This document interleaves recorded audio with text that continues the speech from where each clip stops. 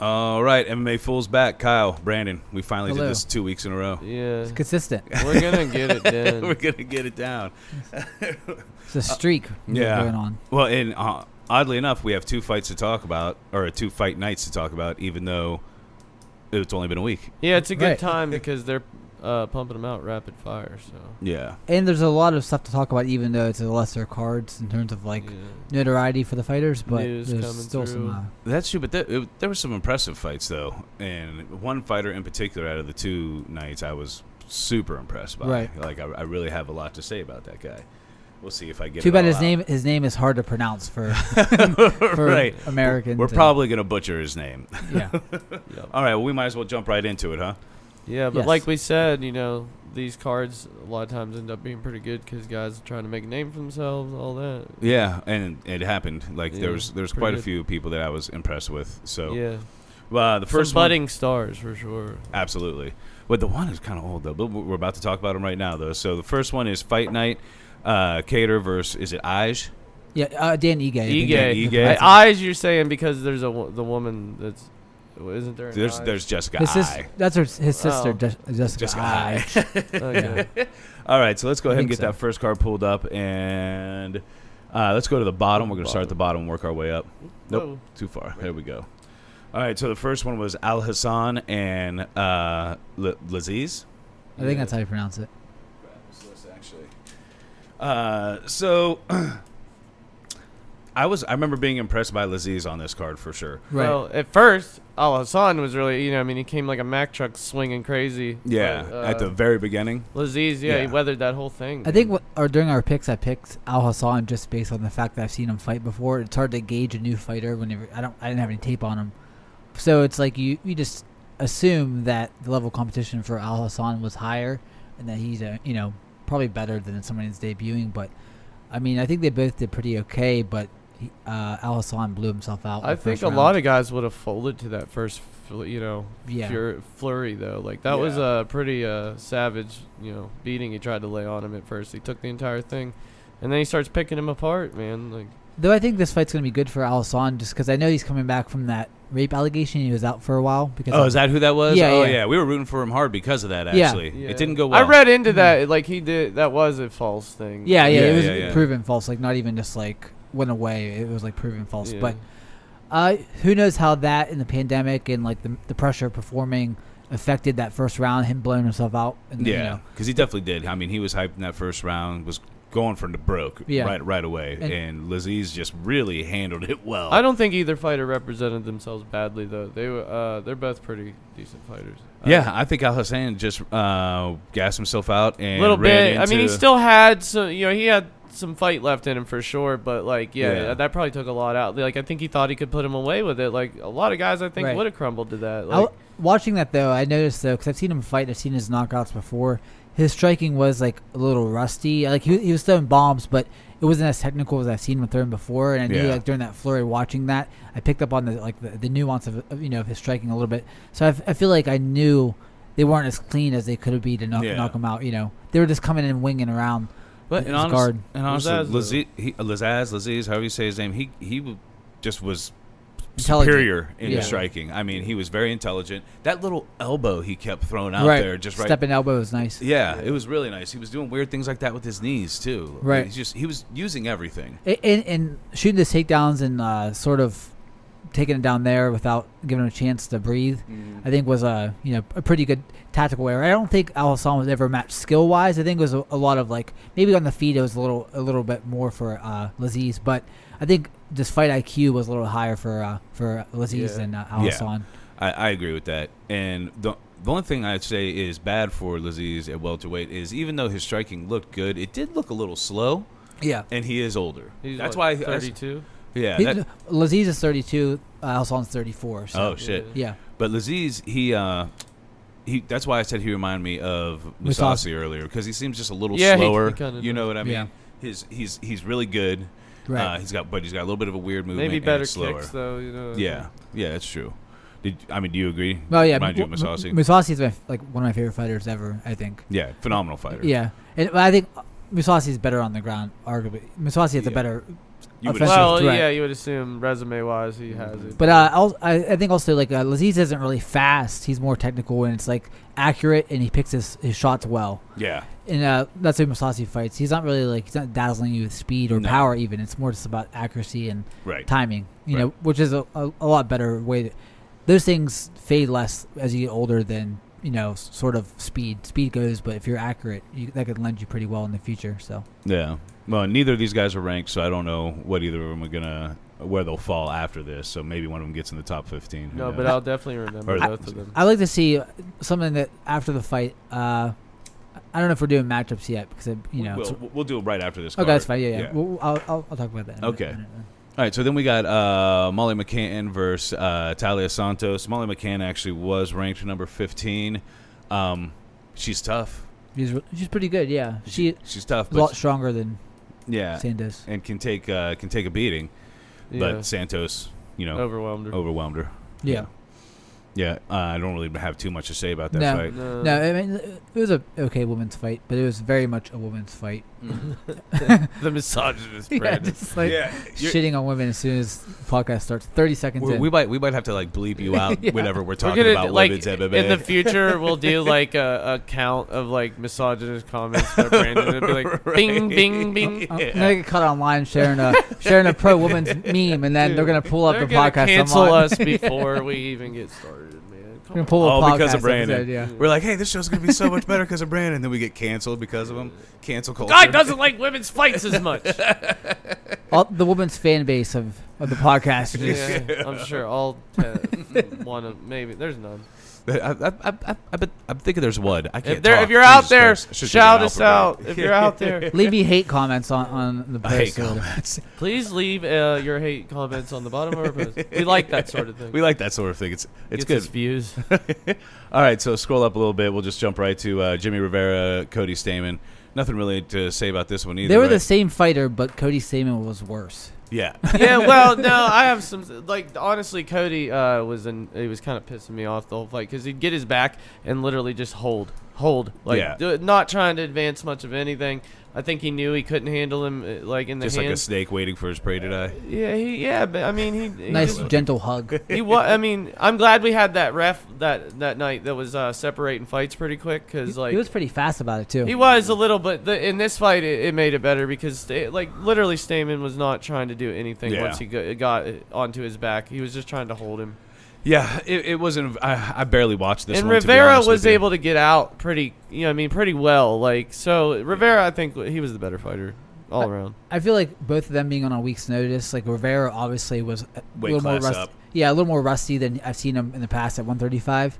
So I feel like he did pretty well for a week's notice. Yeah, and I think he should have outright won this fight. Clearly, he should have probably KO'd him at some point. But I don't know. Like it's just. When somebody's not opening up and giving these opportunities, it's hard to find them striking if no one's really trading back and forth. It's hard to put away, because Cody Stamann isn't like a great fighter, but he's high enough level that he's not going to get pasted every time he goes out. His last few fights were pretty decent, though. Yeah. And I just felt in this he was just anytime he could get a hold of Rivera, he was just trying to hold on as long as he could, and really wasn't working to do anything. It was to the point it was annoying me, and I'm the guy that's arguing Usman's fight wasn't boring, Yeah. So and this was pissing me off. Yeah. Like I said, I barely paid attention to this one. Just don't go back and watch it. Nothing was really happening, so I was just like, whatever. I'm gonna play on my phone. Oh, I won money from Rivera. So nice. That was nice. Can't beat that. This is why I remember it so well because I was like, they give that to Stamann for just hanging on, dude. He would have been pissed. $50. And even the body language after the fight, though, you knew that Cody Stamann, he knew he lost. He knew he didn't do much of anything besides sort of getting into a clinch situation and not do much. Yeah. All right, so we'll move right over that one. It is Benoit. Jimmy Rivera gets the This win. is a robbery. I think so too. I don't. I think I saw you guys say that. I think the best thing that happened in this fight was Tim Elliott hurting his hand, and then he was landing fucking 10 jabs at a pop. I feel like Benoit did all the damage, and I feel like Elliott. I feel like mostly Elliott won the judges over by just moving a lot and being wild in scrambles. He didn't do much with anything. You know how you clicked on it a second ago, Jacob? Go ahead and click on it again. Is there stats? It's so nice to have Jacob in here for MMA Fools. young Jacob, right? I feel like Benoit's strikes were just way more substantial, though. I agree. Elliott was wearing most of the damage, but after he hurt his hand and he was fucking with it, he was fucking lighting him up with that jab, dude. Yeah. Lighting him up. I don't know. This is just it was kind of an awkward fight. I get why Elliott won, but it's an awkward fight to me because I'm like, I think Elliott took the damage and got his ass whipped. Kind of. It just depends on what you judge heavier in fights. You know what I mean? I'm not angry with it. Yeah. Yeah. Okay. It's not a robbery. I take that back. We gotta be careful when we say robbery. Yeah. Because I do think Benoit did cause way more damage. Right. I mean, Elliott was wearing it on his face. Yeah. But it was just it was the pace of Elliott. It was the pace of Elliott, and he especially towards the end, it seemed like he was controlling the octagon, and he hurt his hand and just started jabbing the shit out of him. Yeah, I wonder what he actually did there. I don't know. Stoved his finger, maybe? Because it looked like he was trying to, like, pull it. Yeah, right. But I think Benoit looked pretty good. He did. Yeah. His striking looked pretty good. And it's like, I don't know where he'll go in the division because 125 is kind of open for people to rise up. Hell, he might be a title shot as soon. You know what I mean? Even off a loss like that. Yeah, well, I think if he was fighting anybody else that wasn't moving around as awkward, he probably would have put him out. Yeah. And Tim Elliott had a chin on him, man. He just kept. Right. Did he ever really rock him? There's Elliott. It's hard to say rock, Elliott but he was. Rocked? I mean, there was some heavy bombs. There were some heavy bombs, but you. I didn't notice any like. He wasn't close to getting put out. No. But I don't know. It's just an awkward fight to me, to where I'm like, I feel like this guy, if in terms of who whipped whose ass, like I can agree with that. Yeah. And I don't think that Benoit's stock dropped in the loss. Like, there's no way that you're like, oh wow, Tim Elliott's way better than him. Yeah. It's like he won, but unfortunately, Benoit came in unranked and Elliott was 13. So right. I think that doesn't hurt an unranked guy to lose to 13. True. Right now. And with the performance, it doesn't hurt him. Right. So, all right, let's go back. And now we're going to look at Calvin Kattar versus Danny Ige. Yeah. Dan Ige. All right. This is a close fight, too, I thought. It was a fun fight. For a while. I feel like Kattar pulled away at the end, but yeah. I mean, it looks pretty close. You look at those numbers. It definitely was pretty close. Ige was landing some nice shots as well, but they didn't really seem to affect Kattar at all. He had a pretty good strategy of like jumping in the pocket and angling off and sort of landing a few punches, and like I think that messed up Kattar's timing in terms of like pocket combinations and getting in, because I think that not trading as often as he didn't sort of let him win a little bit more than he would have. Kattar had Ige his eyes swelled up pretty quick. Mm-hmm. I remember. But then I think that it ended up being bad. Yeah. By the end, it was almost shut. I think. Well, Kattar's nose was busted, right? Yeah. Yeah, he did get a. I think he had a broken nose. They said that what happened in the Stevens fight and didn't really heal all the way. I think they mentioned that in the commentary, but yeah. But it was a fun fight. It was a good fight. I'm interested to see who Calvin Kattar goes up against next. We might as well go to rankings. Take a look at that. We'll go through the whole card. Right. Yeah, I mean, flyweight's pretty fun, and the top 10 is pretty evenly matched. They can rank, people up pretty well. Problem is, though, seriously, who's Kattar going to fight? I would say Ortega. I would. Well, no. It depends, because they have a few different bookings to clear up, because Volkanovski needs an opponent in the fall, I believe. But when we went over that last podcast, it looked like the only option was Korean Zombie. Frankie Edgar. Who's Edgar? Edgar's fighting somebody. Yeah. Edgar's fighting 135 against what's Rodriguez doing? Pedro Munoz. Oh, okay. Yeah, he's fighting the next card. What's Rodriguez the next pay-per-view? Rodriguez is fighting Zabit. In August, yeah. And we have to see some things clear up before really we can... I'd like to see... Oh, he could fight Holloway. Yeah, he can fight Max Holloway, but they usually... That's not a good one for him. I mean... For who? Kattar? For Kattar, I don't think. I feel like Kattar matches... It's quite a jump. It is a jump, but I feel like his and boxing, it's not good for Holloway should he lose it. I think it would look really bad right now. Well, I feel like Max Holloway would oblige Calvin Kattar in the kind of fight he wants, which is like a in the pocket boxing fight. Yeah, and his hands are really good. Yeah. And his combos are really good. And so is Max Holloway's, and they both have pretty good chins on them. Yeah. So it'd be like a battle of attrition in the pocket. That's a fight I would like to see. They usually don't match up winners versus losers, so But who else? So Josh Emmett. That's a set backwards in the ranking. Josh Emmett. Holloway Holloway should probably be the fight. I think it almost has to be because Holloway can't fight Ortega because he just destroyed him. Yeah. And there's a question mark there. And so then the only fight for Kattar would be Ortega, but then who does Max Holloway fight? Well, you do have fights coming up. You have if Yair and Zabit fight next month, Kattar could possibly get the winner of that fight. Yeah. And yeah, because that's pretty close. If together. Holloway beats him, though, he cements himself in that top 4 to where he's still in title contention. You know? Yeah. Right. Yeah, for sure. Holloway has a hard road anyway, just because he's lost twice to. Well, I think Dana was kind of open to the idea of the third fight, and I'm like, man, God damn it! Please put them in there. They fought for how long? Yeah, they need to have some other fights before they fight again. They just do. Who, Volkanovski and Holloway? Yeah. I don't want to see it again right now. There's no steam on the third fight. There's no allure there. There just isn't. I mean, it's not an exciting fight. I saw Brendan Schaub. He really said that. He said, "How does the division move on from here?" And easily, just fucking have him fight anybody else. The next dude. Just fight the next guy. Yeah, it looks like Zombie. It's always that easy. Fight the fucking next guy. Yeah, because I have no desire to watch that fight again. Not that either of them were terrible fights, but it's like they nullify each other and they don't I don't know, man. I feel like both of them don't put enough into it. Both times, I was they're both scared to lose these fights. It feels like. Yeah. And I feel like if they do give the Korean Zombie the title shot, they could do Ortega versus Calvin Kattar. I want Zombie in that title shot. So. I do too. I really want that. And Ortega needs to fight, so Calvin Kattar. I think Calvin Kattar could beat Brian Ortega pretty easily. Yeah, I think with that boxing. Yeah, I feel like he'd batter him and not get taken down, and because Ortega wins.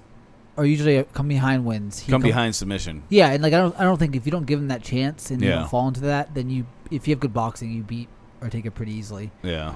And he has a good knockout with Edgar, but that's about it, I think. Yeah. All right, go up a little bit because now we have Elliott and Benoit. So where are we at? There we are. Tim Elliott, go down just a little bit more. There we go. All right. So I don't really even know most of the people in this. Askarov's probably going to go up and fight somebody.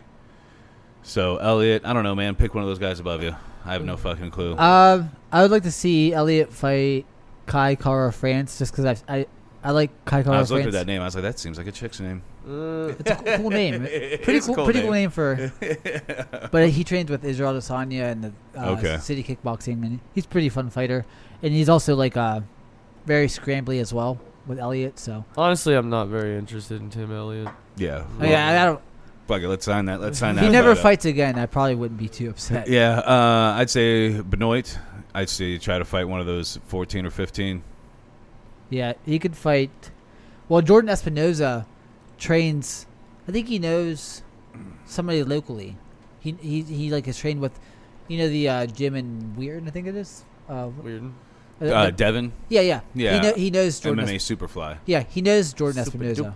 Does he? They've trained together before. Oh, no shit. So he's a local league guy, too. I think he's from Ohio State area. Shit. Well, let's see them fight then. Yeah, that's the only I want to see Benoit fight, though, again. Yeah, it's funny because he lost, but I'd rather see Benoit fight than Elliott. Yeah, I agree. More interested in what's ahead of him.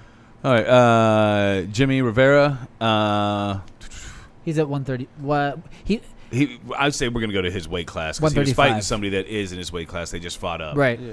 So, I don't know. Probably just go ahead and fight Raphael, right? Yeah, he's coming off a loss to Cody, and he needs to fight. Yeah. That's a good fight. I guess if Jose Aldo comes back, that's a kind of a good tune-up fight for Jose Aldo. Could do Jose Aldo. Could do also Sandenhagen because Sandenhagen's coming off a loss. But I want to see Aldo fight Dominic Cruz. I really do. Yeah, me too. Yeah. Even if it doesn't make sense ranking-wise, it's just a fun I would fight. like to see that fight. Yeah, I think it's just a good fight. Or he could fight Rob Font, who needs an opponent. I know Rob Font's pretty good. And it's a step backwards, but also this fight didn't really... It's weird how Cody Stamann was ranked that high. I feel like that ranking was sort of inflated. I don't know why he was that high. I think Aldo Cruz is the most interesting fight that I want to see in that division right now. Just because, let's see it. I agree. That and the championship fight. I heard that's going to be a little while. I heard they were given because last night Dana White didn't really commit to the idea of giving Sterling the title shot. I know. I don't understand what the. I think they're trying to insert Cody Garbrandt into that title shot. I don't want him to do that yet. I don't think that's good for Cody. I don't think it's good for Cody. He'll get either. knocked out by Peter Yan right now. Yeah, pretty sure. Pretty positive. Maybe, yeah. I would see that. Yan happening. seems patient enough to deal with it. Like, Yeah. I agree. Cody's so fast. And his chin though, And like, I just is don't good. see how that's not Aljamain Sterling's. But Cody is. fight. I think Cody is significantly faster than Peter Yan. Yeah, his Yeah, defense is yeah. porous though So, at certain points in it's striking. but I That's think the issue. Cody. I think they fast tracked Cody last time. Let's not do that to him this time. Yeah. And- And I just don't understand how that's not Aljamain Sterling's fight. I just don't. I don't see how that's Yeah, he's anybody the else's clear fight. consensus #1 contender to me. Yeah. Dude, Aldo versus Cody would be a good ass fight though. That'd be a fun fight too. I mean, I would watch that Yeah. fight because it all Aldo depends, versus anybody in that division. depends on where Cruz is at because I never hear about Cruz coming back or whatever ever. Like I read Yeah. the forums, I read the websites Right. too, and Yeah. I never really hear about him being an active fighter. Cruz Like, needs to commit or something. Like we need to know what he even wants to do. Yeah. But I'd still like to see those two legends fight. yeah, I would Yeah, I would too. definitely. I just hope that like I don't want to wait for Cruz just for that fight. I don't because want to see either of them lose that fight though. That's the problem. who do you think would win that fight? I gotta go Cruz, man. He's my dude. I don't know. I think Aldo. I think I have to say Aldo too. Cause like the kicks that he was kicking Yan with, if he was landing those on Cruz, Yeah. his movement would be destroyed. Would be a little bit harder to do on Cruz, I think, but he But would destroy his legs. TJ smashed his legs in pretty bad in their fight too. Like Yeah. he was sort of stifling his movement a lot. So I just feel like Cruz. I just root for the guy so much because of the injury shit he's gone through in his career and how great he was, and the fact that he came back and Yeah. still won it. I'm like, man, It is. I just feel badly for the guy. Like he should be the clear. Like he should be one of the greatest ever if he didn't Yeah. have those he injuries. like 6 years of his career to yeah, to injuries. He also annoys me though. Yeah. He's kind of a prick. Well, commentating, it's like really bad. I'm 50-50 with him, like personality wise. Like some things he says, I totally agree with. Yeah. All right, so Cody Stamen, I say let's just feed him to Song Yadong. Or like even Rob Font. Feed him to the dong. Yeah, feed him to the dong. There's just so many dong fighters and like Asian dong Bunch of fighters. ding dongs out here. Go to welterweight real quick because would like to I don't care about the rest of these, but I would like to pick Laziz a fight. Do you think he could get a top No, 15 no. though, but just by beating Al Song? Because I don't know if Al Song Anthony is ranked. Pettis is 15. in That's that insane. weight. But I would say Neil I- Magny. You don't think he could get Neil Magny? Yeah, that'd be good. Yeah. Wait, did Neil lose his last fight? Yeah. Did he? Yep. No. No. No, he won his No, last. he- Yeah, he won. He won. won one very impressively. I thought. Yeah, and then the next other one fight was he just lost. Did he? No, he won, but Oh, it he was won? just not as impressive. Oh yeah, it was really boring. Yeah, he won. Yeah, so Magny's on a 2-fight win streak, so I don't think you can make him go back like that. Yeah. It's weird because he keeps on getting steps up in Nate competition. Diaz. Yeah. I'm sure we can get Nate out for that. Yeah, there's, Yeah. He'll come right come out. out. Yeah. there's no way Nate Diaz would turn down Laziz, who just made his debut last $10 week. million He'd be like, fight. he'd be like, bless you. Yeah. Oh, you didn't sneeze? The idea that he even knows who that is Yeah. funny. Yeah. He Yeah. has no He clue who does. that is. He has no idea. There's no way he even watches MMA besides like randomly, like every once in a while. What'd Lawler do in his last fight? He can't feed him. He lost to Lawler. Yeah, Colby. He lost to no. Colby. You can't. I feed don't him think to there's Lawler. anybody in the top 15 right now that's a clue. Actually, no. I remember I said at a Vicente matchup. Luque? well, no, you could maybe do Nico Price or somebody like that. Yeah, there you go. Nico's always a fun Yeah. fight. That would be a good fight. That's Yeah. it. And like he's That's not it. ranked either, but also one of That's these guys it, though. need a win. Yeah, that's it. You know, because Who did Nico fight last? he fought against. Was it Luque? No. I think it was Luque. Was it? Yeah. He lost, but it was a good fight. Okay, so either Vicente Luque or Luque needs to step up too now that he's. yeah, but Yeah, he would. So I would say Nico. Nico, yeah, I think Nico makes a lot of sense. I would like to see Jeff Neal and Vicente Luque. Jeff Neal needs to fight too. No one wants to fight him because it's like those bottom guys are so tough, but like no one knows who they are. Yeah. So no one wants to fight him that's higher because it's like, who is this guy? He might Yeah. beat me, but who is this guy? Doesn't do nothing for. Well, it actually would be terrible. Damian Maia should fight any one of them because nothing's going to help him anyway. No. And like Michael Chiesa, money is what Damian Maia should be Yeah. after at this point. and Michael Chiesa he needs to fight again too. He needs a top guy, really. Yeah, I think he needs somebody up above him. Woodley, I think I would like to see that. But they're supposedly Woodley won't take that fight. Well, supposedly there's a chance we're going to get Colby Covington Woodley. Yeah. Ooh. That's a bad fight for Woodley. Yeah, even I don't like Colby. Terrible fight right for now Woodley. in this point in his career. Yeah, he hasn't looked good in his past. How many fights? They should do. I feel like they should do Leon Edwards and Colby for the next title shot, and then Gilbert Burns should fight. Yeah. For the title next. See, I really liked putting Jorge Masvidal up against either one of those two. Yeah.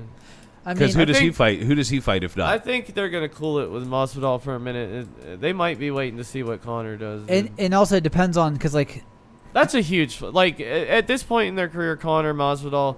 What else? Those guys have gotten kind of dusted by the top 2 wrestlers in either of those divisions. Yeah. If you don't do it now and cash in on it, win.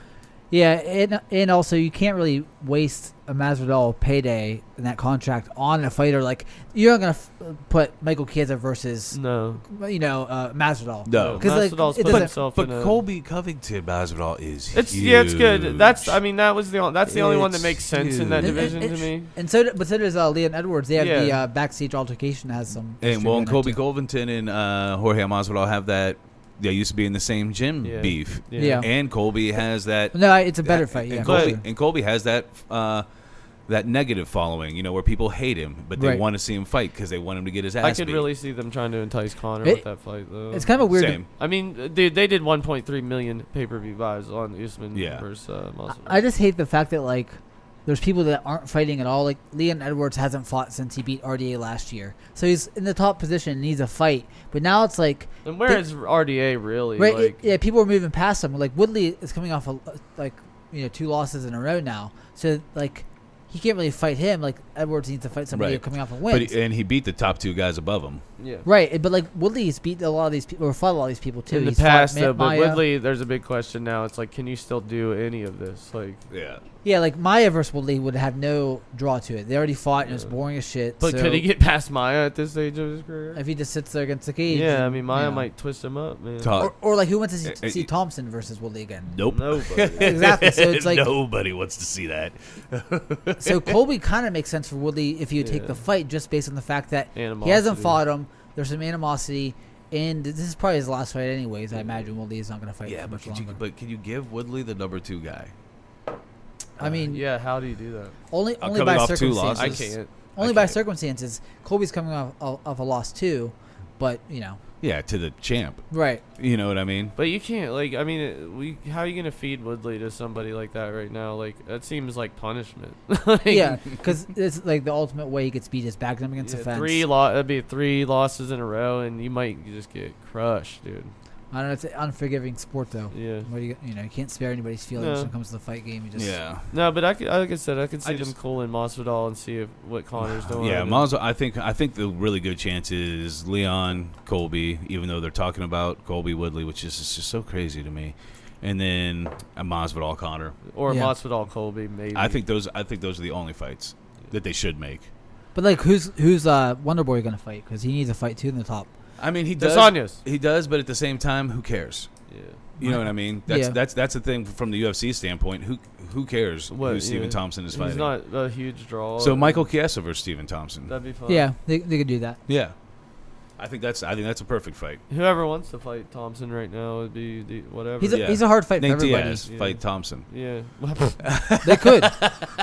I actually could see that more than a lot of things because I feel like Nate Diaz would respect Thompson enough. Yeah, maybe. I because he just fought don't think Pettis. the money's If there they for him. paid him enough to do it, but I don't know how much they're going to pay him for a Thompson fight. He fought Pettis, and like Pettis is equatable to Thompson in terms of like but Nate. I feel like pretty close. I think also that Diaz thought that's a really fun, and like Pettis been in the game forever. Like Right. I just think there was a respect factor there that isn't quite there with the Thompson fight. Yeah, I agree.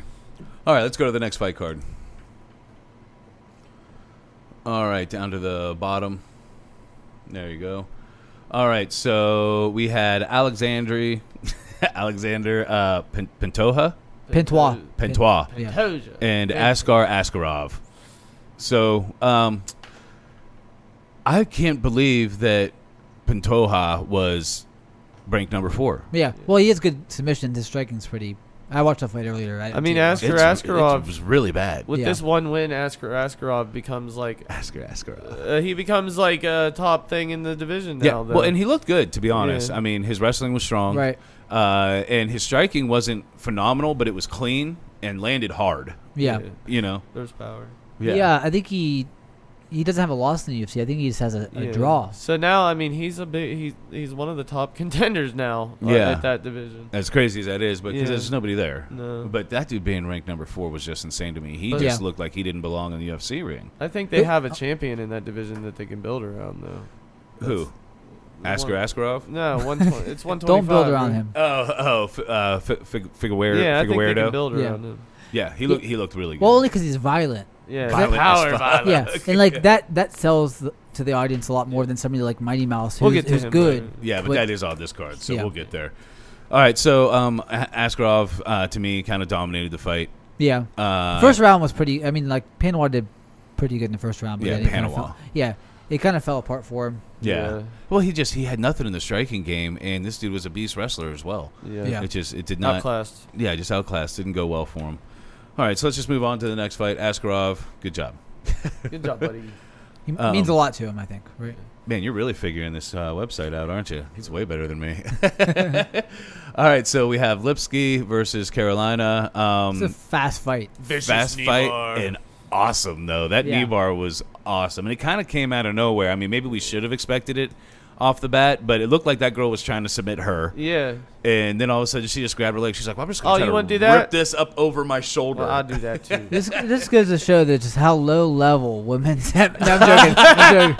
No. I hate this is a good fight, actually. Yeah, I really enjoyed it. And I really like Lipsky, man. I would have dug it if I didn't hate women. If you just leg locked a soccer mom, that is no big deal or whatever. Did she do any damage? Did she tear anything in that girl's leg? I don't know. It looked like it because that girl was in pain. Yeah, she looked. I'm gonna grab an ice cube. I read that she felt ligaments pop or whatever. Yeah, I felt she said, but I mean, she didn't have to hold it long though. Like, can I say that Lipsky is a really attractive women's MMA fighter? I think she's a cute one. Yeah, I thought she looks better in this picture though than she did in the fight. It's a promo picture, yeah, so it's hard to you're look gonna have sexy that after you get punched at and stuff. She still looked good though. Yeah, comparatively, you know. Yeah, but it was a fun fight. It wasn't very long, but we got to see a fucking great knee submission, bar. yeah. And she ripped at it violently too. Like she tried, as soon as she locked it, she was like, "I'm gonna rip this thing off." I've seen somebody online like, "Oh my god, I can't believe she celebrated like that when she could have potentially ended this girl's career with that knee bar." I'm like, dude.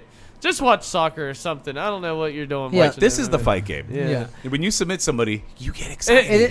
It's weird to have that. It was like 200 comments of people like, dude, what? Like everybody fucking mellow out or watch something else. It's weird to like hate somebody for that, but you could get really knocked unconscious and get CTE and brain damage. Yeah. But it's like, oh, that's fine. Yeah. You know, it's like you're not allowed to celebrate after you just had one of the greatest victories of your life. And I think she got a performance of the night bonus for that too. Did. Yeah, and like she won. She put a lot of work into the camp. Huge, dude. Let her Don't be happy celebrate. for it. Yeah, it's not good. What? And she was winning the striking game. We're here to win the game. I think she just should have let her won. Like, why even try the fight? Didn't she let her knee bar her like she intended? Yeah. Yeah. Fun fight thoe, even though it was short. Yeah. But that's probably all we got on that one, huh? Move on because there's nothing else to talk about. Yeah. Sick knee bar. That was it. I don't. Okay. Also, too, though, that you can still keep this up. I don't think that says a lot about that lady who. I mean, like she could be good. I don't know. I'm not sure because even when they were striking, she's supposed to be a striker, so it's kind of weird. It didn't look good. I mean, there was she only threw 2 strikes, so the other girl only threw 11. But it's still she didn't look comfortable. She just didn't. I wonder how old she is. I don't know offhand, but she might be okay eventually. I don't know how this fight was done. This fight was awesome. Yeah, that was a great fight. Say this guy's name. You say his name. Well, you do the first guy. You know the first guy's name. You know Bone Crusher's name. Diakis? I don't. Dikasi? I don't know. Dikasi, I think. Dikasi. Dikisi, something like that. And then Fiziev. Raphael Fiziev. And Fiziev, to me, was the most impressive person on either card. This is the biggest, this like, week. this is a name now. A guy that you could put in the top 8, and I'd be a little worried about the guy at number 8. Mm-hmm. Lucky for Fiziev too, he had a game opponent who like let him Diakasi's pretty showcase good his too, skills. yeah. You know, like he was able. He gave him a good fight and allowed Fiziev to show us that, like, man, this guy right. Because I do and agree. He's savage, dude. Yeah, I do agree. Diakasi is also really good, and I like you're saying. I think those body shots would have put a lot of fighters out. Right. It's a good thing he was fighting Diakasi, or He the was fight just might have like been over. It might have been over with one kick to the gut. I feel like he was just a step behind striking and like sort of getting his game going on Fiziev. You know, like well, and it's not like Diakasi was slow, but Fiziev just seemed to like know exactly what was coming. Sling him in every there, time, right? man. Yeah, right at the right time. Like, Yeah, well, even just his defense, man. He just constantly moved right out of the way, just right out of the way. I feel like Diakasi was kind of square though, and like there was just a lot of holes in the inside to get in on him. And a lot of his fights I've seen in the past, he needs a lot of space to work with, and Fiziev did a great job sort of crowding when he needed to crowd him and not give him the space. And then he was pressuring him. Fiziev was not scared of anything Diakasi threw at him though. He was literally walking towards the stuff that Diakasi was throwing at him. He's a savage. Not to be like negative Nancy, but I feel like Fiziev did sort of gas in the last round. A little bit, but he was still pushing the pace while he was gassed. I mean, Dana had said after, like, those were some of the viciousest kicks I've ever seen. Those body kicks were unbelievable, man. I think I just like it's always worrisome for when I see a fighter gas in 3 rounds. Yeah. It is. You can fix it. What happens you can at fix 5 it. rounds? Yeah, and I do agree. He did seem to slow down, but he was also still the one pushing forward. Right. Yeah. He didn't start backing up. I feel like he lost the last round. Yeah, I'd say it was close. Yeah, I'd say it's a possibility. I mean, it was a closer round than the previous 2, and I thought he maybe lost it. It didn't matter much because he wasn't getting knocked out. But like I definitely see that as a possibility. How old's Diakasi? Because like, it's unfortunate that he had to lose this fight. He seems like an interesting, decent fighter. Yeah. But I mean, Fiziev put himself like he's just a class. The dude was above, literally matrixing high kicks. Yeah, that too, dude. He was bending backwards and yeah. Diakasi's only 27. Yeah. So. Okay. How old is Fiziev, just out of curiosity? I believe he's 27 as well, but let me check. But so those matrix moves were insane, dude. And apparently he's known for that. Yeah. And like literally, so if this is how your back is standing normal, he was literally avoiding kicks by going like that, but his legs were still on the ground. Yeah, and he his was back doing was the off Neo, like he'd front kick and he'd duck under him. You wouldn't think he'd be able to do that. But think anybody be able to do that? Yeah. And he like just to read it. And his body was literally an L. Yeah. It was an L. So, I mean, he's limber, he's savage, he's coming at you, dude, and he's throwing vicious shit. Yeah. Like, and he's good. And his nickname should be Neo. Yeah. You wouldn't think he, like, that guy's framed, like, you're like, he can't bend like that. He does yoga, bro. Dude. He's somebody to watch out for sure. Yeah, he was my favorite. This fight was my favorite out of both nights, and he was my favorite thing out of both nights. All right, so let's go ahead and move on to the championship, huh? No. Yeah, this. Oh, sorry. Fight that Kyle hates. Well, no. He ended up winning money. Yeah, I actually ended up winning the money because the new website is just confusing, and I ended up betting on the under for both of the last fights instead of I picked I was thinking I was betting on Gaslam to win. And You're incompetent. The under, and then I picked the guy who won the title. I picked him. Figueiredo. Yeah, but I won on both of them anyway. But I thought the reason I bet for Gaslam or thought I was he looked in some of the best shape I've seen him in a long time. Yeah. And then when the fight started, Hermanson grabbed a hold of him and Gaslam took him for a ride. I was like, man, hey, here we go. Hermanson actually started the takedown. Yeah. He actually started to throw him, and then Gaslam just used his momentum and just whipped him over. Yeah. Right.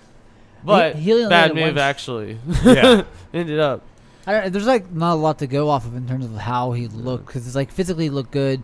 But he landed one strike and got one takedown and then submitted, so it's like...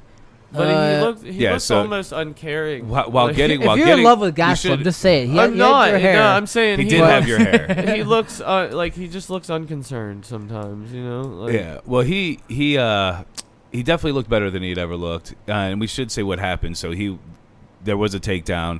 Hermanson tried to take him down.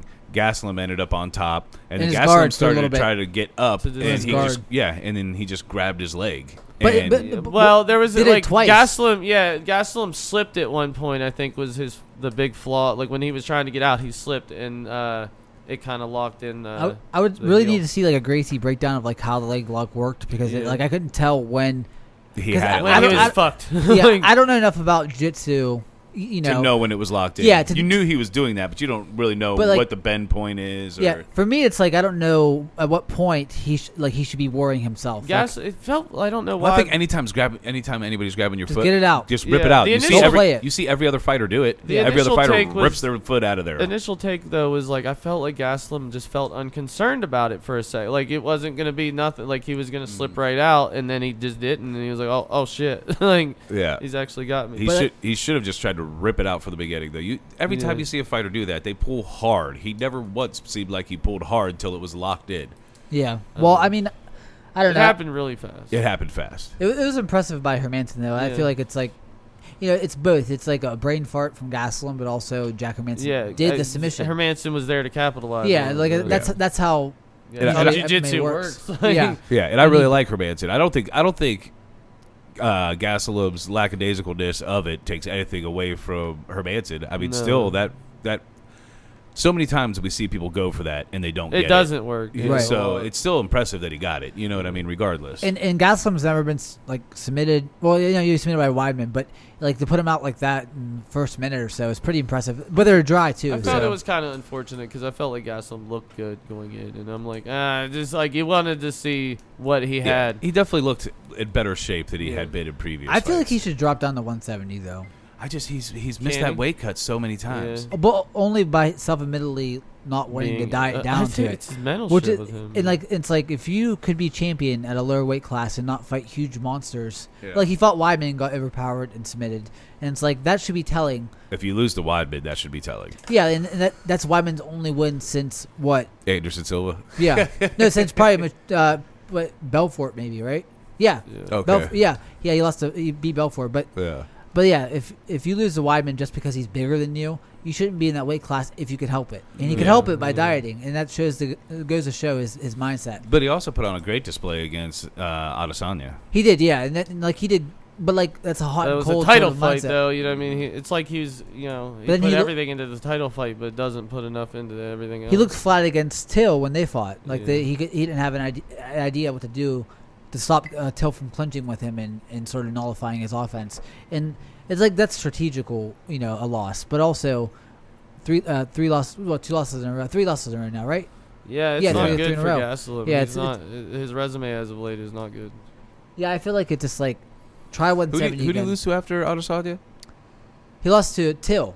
Oh, he lost to Till after Adesanya? Yeah, and then this is his 3rd loss in a row. He had a no contest against Belfort, right? Yeah, and he hasn't beat a fighter that wasn't really aged out of their prime in a while. Yeah. Like, when you're fighting against somebody who's your age or a little bit older than you, but like he beat Belfort as a no contest, but he knocked him out. He beat Bisping, he beat Jacare, who is 38, 37. Yeah. So it's like it's hard to gauge how good he is. And I'm not saying he's not good, not talented, but whenever you're not winning against people in your prime, it's how Weidman was. He was beating people out of their prime too. And when he fought against Rockhold, who was closer to his age, he lost terribly. Yeah. So, yeah, it's like Weidman slipped in just as the old guard was changing. Right, and you see that a lot with just generational MMA. Yeah, it happens. You get a champion who has one defense, and then somebody else eventually, cream of the crop really does rise. Because, you get that guy who sneaks in there and gets the title from the old guy. And then, but it's just because he beat him basically because the guy was in the twilight years. And he beat Tim Kennedy, too. Gastelum didn't. He was old and coming back from a 2-year layoff. So I'd like to see Tim Kennedy. You beat Tim Kennedy. To me, that says something. Pretty good. That's one of the toughest men alive. Yeah, I mean that's a good. It's a mentally good, for sure. It's a good win, but I don't know how good Tim Kennedy was in that stage of his career. Well, Tim Kennedy is literally a killer. Yeah. Like literally. He's special forces, black ops, hunts Hitler. But and shit. But in MMA, he's been it's not like he was a champion. He's a good fighter. I'm not dissing Tim Kennedy, but I feel like some of the physical attributes of him could be highlighted better at 170. If you're not as tall and you're using your boxing a lot for your fights, going down a weight class where that height discrepancy isn't there, could do a better for him in his career too. And I agree. He probably belongs there. It's just tough. He just doesn't make it.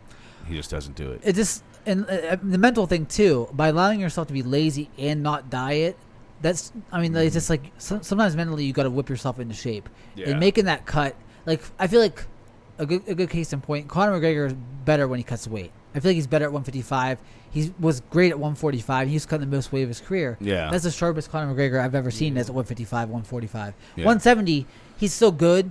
But yeah, but it allows you to get in kind of a lackadaisical. Yeah, you sort of need that weight cut to put you in that focus zone. Yeah, and at welterweight he gasses more than he does in the other weight classes. Yeah, and it's just like a problem. You need to discipline yourself to, put yourself a notch ahead of your competition. So yeah, so they were number 6 and number 7. We'll get to who we think they should fight here in a minute, and then we got Figueiredo.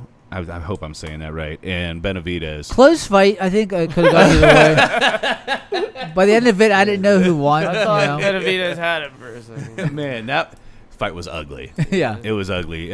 You had brought up before the podcast that Benavidez didn't look like he was even very good at striking. It did not look like that. I mean, it looked like a grown man beating up a kid, man. And he finally looked as old. Like, he's not old, but he looked aged in comparison to his competition. Yeah, and like the first punch that took him down looked like it barely nicked him. Yeah, it was like grazed the top of his head. Yeah, grazed almost the back of his head because he was bent down. Right. And it just took him right off his feet, and then that just kept happening. I feel like Figueiredo, though, is the perfect guy to build this division around. I mean, he's violent, and there's power, and he can smack these little guys around for a while. I mean, it'll create for exciting matchups. Well, and people getting finished in this weight division is what'll bring it back up, because there's not a ton of finishes in this weight class. It seems like, right? I don't think that historically in combat sports people dislike smaller men, because you look at Pacquiao, you look at there's a lot of smaller men that are famous boxers. Fights. It just depends on the right personality, the right fighting style.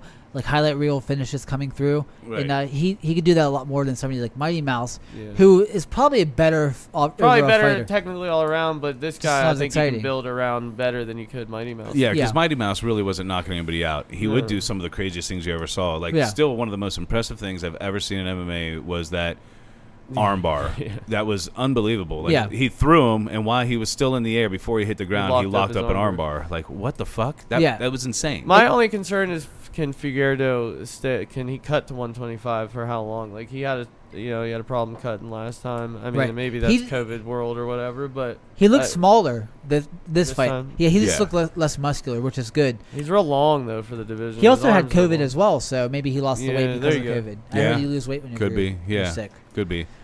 But he looked really impressive, man. He did, yeah. I mean, knockdown after knockdown, rear naked choke attempt after rear naked choke attempt, and the one where he finally got him, it was kind of scary. Yeah, Benavidez looked like a dead man for a second. Yeah, the announcers were yelling, "He's out! He's out! Fuck!" It was unfortunate because Benavidez took this one pretty hard, and I mean, taking a straight ass whipping wasn't good for his confidence, and he came to the realization that he's never going to hold a title, and I think that was really crushing for him.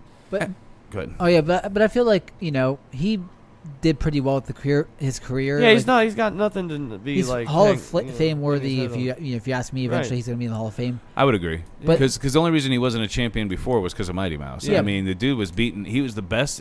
He was the best other than Mighty Mouse for how long? He was the #1 contender basically. He has a win over Cejudo, which means a lot now in retrospect. Yeah. And like being #2 for 10 years is a pretty good accomplishment, even if you don't win the title. He's got nothing to hang his head on. Like I mean, it's like I can see how that coming to that realization that I'll never hold that gold can be crushing, but man, you should hold your head high. Like, how many fighters haven't held the gold though? You think about you can still achieve a lot within the realm of MMA without winning the title. There's only going to be X amount of champions ever, and that's just the way it is. And he made a living out of MMA. He fought high level for 14 years now. Yeah. And he doesn't sound like he's going to be done, but I think he should be. And 35 in that division. He's 35, right? Yeah. In that division to be fighting for gold still. Like, it's impressive, but I don't know. Maybe he probably should have changed camps about 5 years ago. After he lost to Mighty Mouse again, it's like Team Alpha Male never really progressed past 2010, 2009 in terms of strategy. There's these guys that have watched, like, you think about Davison. He's watched Benavidez be the same fighter for the past 10 years. Really, not add any really new wrinkles to his game. Right. So, he has the luxury of watching all this tape on somebody, and it's just like he just seemed like somebody he wasn't who's concerned. not changing much. Right, and you're not concerned at all. He wasn't concerned at all about just taking him out. He just had no opposition to it. So it's kind of sad to see somebody go out like that because, always the bridesmaid, never the bride is a sad tale in combat sports and even like any sports. So, but I think that they have a good champion in this division now that we can build this division up and actually see some excitement with it. Yeah, I feel like any amount of high level MMA is great. I mean, these are great undercard title or fight night title fights. Like I don't see why you would want to scrap it. I mean, at the worst, these 125ers headline or co-headline, fight night fights. Right. And that's fine. And like, what are you really going to replace them with? Like random top 15 heavyweight fights that aren't as good. Aren't as exciting. Yeah, and like it's just like there's a lot of no offense to the UFC, but there's a lot of fight night cards that just not as high level as something like this would be. Yeah. So why not keep high level MMA around and keep them under your umbrella instead of sending them to one in Japan? Because why give them more ways to make money? So So I've just added up our picks. Oh, terrible. Well, you guys both got 5, and I got 6. Oh, kudos. Elliot gives me the win. You guys aren't happy about that one, are you? No, well, a little more bitter about that fight. We didn't know who a lot now. of these people were before. Right. Yeah, this one was really just a coin flip for all of us. And also too, just like I said about the Al Hassan fight, I've seen him fight and he's knocked people out, and I didn't know who that guy was. I'm not watching regional MMA. Right. We all picked Al Hassan. Yeah, we all picked him because the story was the main reason I think we all decided to go with him, is he was coming back from that rape allegation or whatever. Right. But now we know who these guys are. We've got some film on them. And now that it seems like I'm anti-women, and I'm this rape accusation thing too. It doesn't create You're a just good on the picture. wrong side of history, Seems bro. like it. Seems like it. Me taken down by some organization. That's the end of the cards, right? Yeah. So now we just go on to the next one. Oh no, we didn't go over. We match it up. Yeah, we got to see who we want these people to fight. So there's actually a lot of interesting ways you can go with the matchups here. Yeah. So let's start with say his name again with the P. Pantois. So Pantois is coming off the loss. You want to go up, I believe. Yeah. They're at the top. So Pantois was ranked number 4. He just lost. Fuck it, let him. I was about to say fuck it, let him fight Askarov, who he just fought. Yeah. Ah man, who does he fight? I don't even know these guys. Let him. Yeah. How about Formiga? You got a lot of shaking to do in that division, man. Yeah, Formiga just lost to Alex Perez. I think he got leg kicked to death in one of those last UFC pay-per-views. And Perez looked really good. But I think Askarov could probably fight Perez or Brandon Moreno for the number 1 contendership. Yeah, I think that's a good idea. That makes sense for me. Yeah. It depends on who's available. But I think it's crazy to think he's going to go from 7 to title shot, but it looks like that makes sense. Yeah, he outclassed his opponent. And yeah. Who else are we going to go with? I mean, Askarov already fought Brandon Moreno, and I think it was a draw. Okay. Yeah. So Maybe they could rematch it? and get the number 1 contendership, or they can go with Alex Perez. But I think that bring back Mighty Mouse. Bring back Mighty Mouse. Or but Davidson needs. Never gonna happen. I bet he's getting paid. Yeah, he's probably making way never more money. got paid in the UFC. But man, that fight would sell, right? Yeah, Figueiredo versus Mighty Mouse. Fuck yeah, I'd want to see that. I'd see that immediately. You know what would make what I love too? I heard that he could do it, but Cody Garbrandt said he could make the 125-pound cut. I heard that he said he wanted to fight Mighty Mouse back when he was champion, and he's pretty small because I think that they released the fight night weights, and I think that Cejudo weighed more than Cody Garbrandt did on Fight Night, division up. I'd watch Garbrandt versus Figueiredo though. Yeah, but Garbrandt was Garbrandt would mangle everybody in there. Yeah. I heard that Garbrandt was 140 in the cage when he fought against bantamweight, which is only 5 pounds heavier than. And he's really fucking fast. Yeah, he is, and powerful. That'd be a violent fight. If he can make that cut, why not try to hold 2 titles though? At some point. Yeah. And Garbrandt though, they could insert him to the title shot instantly, and I'd be on board. Yeah. With Oh, for that weight class, yeah. there's no real contender. Really. Yeah, it needs to sort of shake out the top. Yeah, it needs an opponent, and Garbrandt versus anybody in that division sells higher than Alex Perez. Which no offense to Alex Perez, but no one knows who he is. Yeah, yeah. Garbrandt could immediately fight Figueiredo for the title. I'd be fine with that. I feel like he won't go down. I feel like he wants the bantamweight title back. Yeah. But I mean, it just in my head, that's a better fight than you can make in that division. Yeah. Yeah, I mean, if Cody Garbrandt should succeed in getting the bantamweight title, though, then go down and try to give it a go. Oh man. Yeah. And then he gives the middle finger to Henry Cejudo. Yeah. And you look at the top 10 there, and like there's no big hitters that would besides the champion. So if he beats the champion, it's kind of like he could reign that division for as long as he wants. Because Forever. who's gonna like Askarov hits hard, Yeah, he's 'cause slower. I don't see anybody beating Figueiredo as it is out of that division. Yeah, the wrestling of Askarov might cause him problems. But he has generally pretty good takedown defense. Yeah. And I never seen him on his back for any amount of time. Yeah, even, so. I can't think of that. I can't think of one time really. Yeah, so It's a fun division going forward. I feel like it really kind of is because it's interesting now. You know what I mean? But All right. Benavidez should probably fight. Maybe he's already beat Formiga twice. He could fight Pantois, and that's actually a good fight for him too. Yeah, I think he should retire. But He should retire too, but he doesn't want to yet. yeah, So I'm just going by his. he wants to his go out statement. on a win. yeah. But like Pantois, his striking's terrible. I think Benavidez has enough grappling to beat him. Yeah. You know, and he could outstrike him maybe too, even though both of them striking wise isn't that great. yeah, I actually like that fight. Tim Elliott versus Benavidez. And Tim Elliott, his striking isn't as he probably not going to knock out. His striking Benavidez. looked so much better once he was one-handed. Yeah. It really He should go did. for that. He was jabbing the fuck out of him. He should break his afterwards. hand before the fight. Yeah. Smash a wall. Like, hey, just smash this with that hammer real quick, all right? Just the night before he goes and tries to steal from a casino. That's what they do, right? They smash your hands if you like card count. Right. Yeah. That's what my job is at the casino. Yeah. See, they smash your hands. Allegedly. I would smash Tim Elliott's hands for him if you wanted me to. So on record. On no record, discrepancy Tim there. Elliott, give me a call. All right, so then Lipsky versus Carolina. What weight class is that in the women's? Oh, that's 125. So that is what? Wait, no, that's 115. I'm sorry. 115. So whose weight class is that?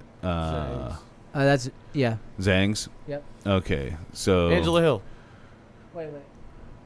Angela Hill. Wait, was that 125 or 115? I don't even remember. Or no, yeah, it's 125. Just you know what? Go back to the card real quick. Yeah, actually, wait. It's 125, right? Yeah, wait, go down.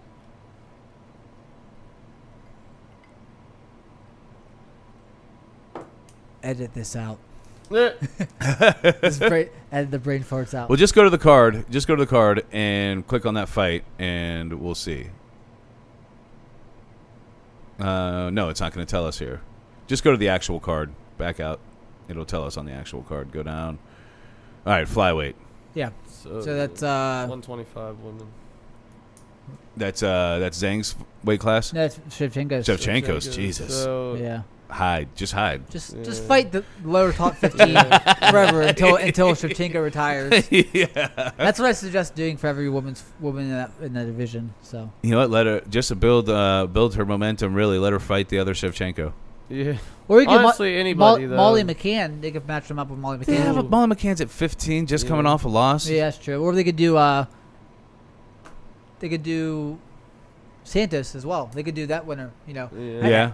That's Honestly, that it wouldn't be doesn't bad. really matter. Anybody in the top, from 10 to 15, Yeah, just fight one of them. Macy Barber to Shevchenko. I'd like to see her fight Shevchenko just because if she does go on a tear, she can say, like, I beat up your sister, and now I'm coming for you. There's a story to sell there. It's weird how much better Valentina is than her sister. What if her sister ended up the #1 contender? My question is, what is it? Don't you think her sister would be like, I need to pick a different weight class? Yeah. Like No. we know what's going on here. She knows she's not I've good never enough to even beat get you up up there. in my life. She beat me up my entire life. I don't need to fight her again. It'd be a great like storyline though if they just somehow got to the title. And Yeah, it shit. would. Yeah, I'd like to see Lipsky fight somebody 10 to 15. We'll just call it that. And then Carolina, I don't care. Oh. I care a lot about that. No, you don't. The I fans say care. I do. It matters, right? Listen, you're just trying to make up for all Rehabilitate the my image here. Yeah. All right, so now Dayeski versus and Fasev. So that's men's That's 155. 155. So lightweight. Ooh. Go down a little bit. I kind of wish I had a list of everybody Down. past 15 because some of these people don't There need you go, top right there. 15 fights. Shit, I'd watch him fight Donald Cerrone. Yeah. Wait, Well, I don't know if Donald Cerrone's Cerrone's even fighting at 155. I don't know what weight class he's in really right now. Depends on the fight, I guess, for him. Men's lightweight. That's all what these are. Yeah, you could do- Gaethje. Burn. Him versus Drew Dober would be fucking intense. Ally Quinta. If he beats Alain Quinta, he's right up there. And I think Kevin Lee. I think Fiziev, he called out Ali Quinta. Yeah, that'd be. I mean, I'd watch that. Or Charles Oliveira. Gregor Gillespie just lost to Kevin Lee. He could fight Fiziev. I'm willing too. to see Fiziev fight somebody in the top like 8 though, because The only reason I said Drew Dober just because I think that'd be a really fun fight to watch, but Yeah. it does kill one star. Two prospects coming up too. yeah, I don't think they like. It's hard to leapfrog him into the top 10 though, because he's not ranked. So like he looks good, but also that's just like, how are you gonna do Islam Makhachev like Cerrone, that, who's won? I like the Cerrone fight if Cerrone will take another fight there, but if not, Gregor Gillespie is fine too. I think Cerrone probably is in the league of like fun fights for him right now. He's not gonna fight. But you don't think that would be a fun fight? It would, but how fun much fights money for are you making? Cerrone? Yeah, like he probably wants fight to get him hyped up, and like some killer that's 27. Yeah, it's not a good. not good, not an easy night out. But what fight in this weight class would give Donald Cerrone like? Yeah, I want that one. Felder. Yeah. Fuck yeah, that'd be fun. I mean, like he's ranked lower, but Felder would probably take the fight too. Yeah, because Felder's also not moving up the ranks. Right. You know what I mean? Yeah, that'd be a fun fight. Okay. And that'd be a great striking battle too. They're both pretty good strikers. So let's say, honestly, Deresh just won though, so I don't know if Deresh would be willing to go fight I like that guy. Ali Quinta, dude. Yeah, I'd say Ali Quinta or Gillespie. I think those are both good. Yeah. What do you think? Yeah, I feel like for Fiziev or right? Yeah. Gregor Gillespie coming off a loss to Kevin Lee doesn't make as much sense. Ali Quinta needs to fight. A lot of these fighters don't fight as often, so they're all coming off losses because Ali Quinta has to sell some houses, man. Yeah. I mean. Maybe he needs a house because he's moving to the United States for training camp. He could buy a house off of Ali Quinta. I just made that up. I have no idea where he lives or if he even lives here now. But yeah, I mean, like, I don't know how Drew Dober has gone down. I don't understand that. He had a monster last fight. How did he go down? I mean, actually, another fight to think about is Diakis. Dikasi. Yeah, he could fight Alexander Hernandez, who just lost to Drew Dober. I mean, like they're both coming off losses. Yeah. Neither of them are ranked. I didn't know where to go with him, so I think that's a perfect way to go. Like I said, I wish I had a list of like top 20 fighters because some of these guys don't really deserve any of these guys right now. Yeah. Especially like a weight class like 155, which is deep. Really, really fucking deep. And like even top 20, like these guys are all good. Even in the like Drew Dober's could be top 10, but he just hasn't fought anybody. Right. You know, Islam Makhachev is on like a 7-fight win streak, and he could be top 10 easily, but no one's fighting him either. So Drew Dober actually looks like a G.I. Joe. Yeah. You know what I mean? Like He just does. those action figures. He looks like him. Just put like an American flag tattoo on his. Right. He looks like G.I. Joe. He should lean into it more. If he was an actor, he could definitely play Duke. Or like Guile. He could play Guile from like if he's taller. Grow his hair out a little bit. Oh, that's hilarious. All right. So, yeah, I think we've covered that. So now Hermansson Gastelum. So we're looking at middleweight. Yeah. 185 middleweight. Well, like I said, I already think that Gastelum should go back down to 170. Yeah. I could make fights for him at both divisions, so maybe just do that. Hermansson versus Romero. So 170 put him against Stephen Thompson. Yeah, that'd be a great fight. Gastelum? If he going back, because I mean, yeah, that'd be cool. And also the striking battles would be fun. Kelvin has better boxing, but like the kicks could, you know, and like I feel like Thompson, he's older, but he's pretty close to as good as he was. Like he lost to Pettis, but that was kind of a fluke. So that'd be a great fight for both of them. A great reintroduction fight for him at 170. Yeah, because I think he belongs in the top 10 at 170. Or you could do Michael Chiesa versus Gastelum would be a fun fight. I mean, Hermansson. Yeah, that'd be a fun fight. Were they on the same? No, they weren't on the same one. No. Hermansson, you would think Cannonier might be. He just lost to Cannonier. Hermansson did. Yeah, he got knocked out. I mean, a rematch if Cannonier's above him, maybe give him the rematch. He defends that, then he's a #1 contender. I feel like Hermansson could fight the winner of Brunson versus Shabazian, which happens next month on the Cormier card. But why would he go back? Yeah, why does he want to go back? I mean, sometimes you have to take a step back because, like. But who else? Why would he fight Yoel Romero? Who else besides Hermansson after Costa is a challenger though? That Izzy ain't already dealt with, or could even. He could fight against the Whittaker versus Till. I mean, that happens this week. Could fight Whittaker versus Till, winner or loser. Right. Either way for that one. But he could also fight Romero. Romero's actually fighting Uriah Hall. Oh, that's right. That's right. Which is a weird fight, anyways. But but man, I hope Uriah Hall wins. It's crazy. Uriah Hall's on. Oh no, there he is, number 10. I hope Uriah Hall wins. That dude has all the potential. I don't know why they skipped a bunch of people. Like I don't know why they ranked Uriah Hall versus Romero. Like, it's a weird fight. I think Uriah Hall called him out. Well, I mean, Romero he's had so many title shots. I think it's time to go down. But and I think Yoel knows he's not gonna go up there and it's time compete for him again. Uriah to shit or get off the pot here. His career's been floundering for like if he can 10 years it's now. so weird. It's like one fight he looks awful. Next fight he looks like the best fighter in the UFC. Then he looks awful again. But He's the best fighter in the UFC. If you can beat Romero right now, then that puts you like, all right, we'll give you a top 5 guy. Yeah. What a weird mental like fight that's gonna be, because Uriah Hall's like hot or cold mentally. Yeah, it's an odd matchup. And then Romero is like just like so stoic and like so who he is in a fight. Yeah. This is gonna be a weird like sort of engagement between them. Yeah, and honestly, it might be to the detriment of Uriah Hall. Somebody being that confident all the time. Yeah, just like. But I mean, I'm excited for that fight only because I feel like Izzy couldn't really open up Romero enough to sort of get any offense off. How is Hall gonna approach the fight if Romero just stands there and does the same thing? Because it's hard to fight someone who just stands there and do nothing. I think Uriah Hall will end up throwing a lot of kicks at him, to be honest. Probably leg kicks, same thing. From body distance. and head kicks, because he does not go for takedowns. Never. Yeah. Romero does not go for takedowns. Yeah, his wrestling is like non-existent. And Uriah Hall has vicious kicks. Right. So just kick the shit out of him all day long.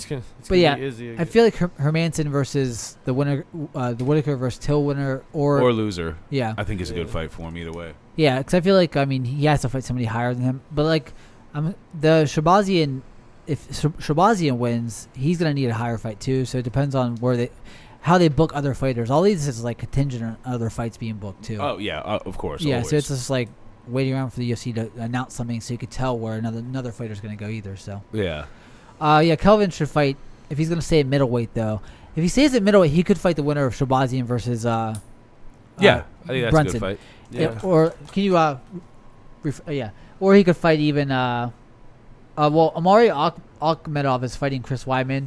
He could fight the winner of that fight too if he takes a step back because he's lost 3 in a row. Yeah. He might need to fight outside the top 10. I can see them making him take a big step back at this point though. Yeah, for sure. I mean, he might need it mentally you might too. end up seeing him fight It's Brad crazy Tavares or something. It's crazy that Derek Brunson just stays right inside that top 10. I wish you just go away. Go away. Go away, Derek Brunson. Yeah, please. Like, you're the dullest fighter. Even of all time. you're a Brunson.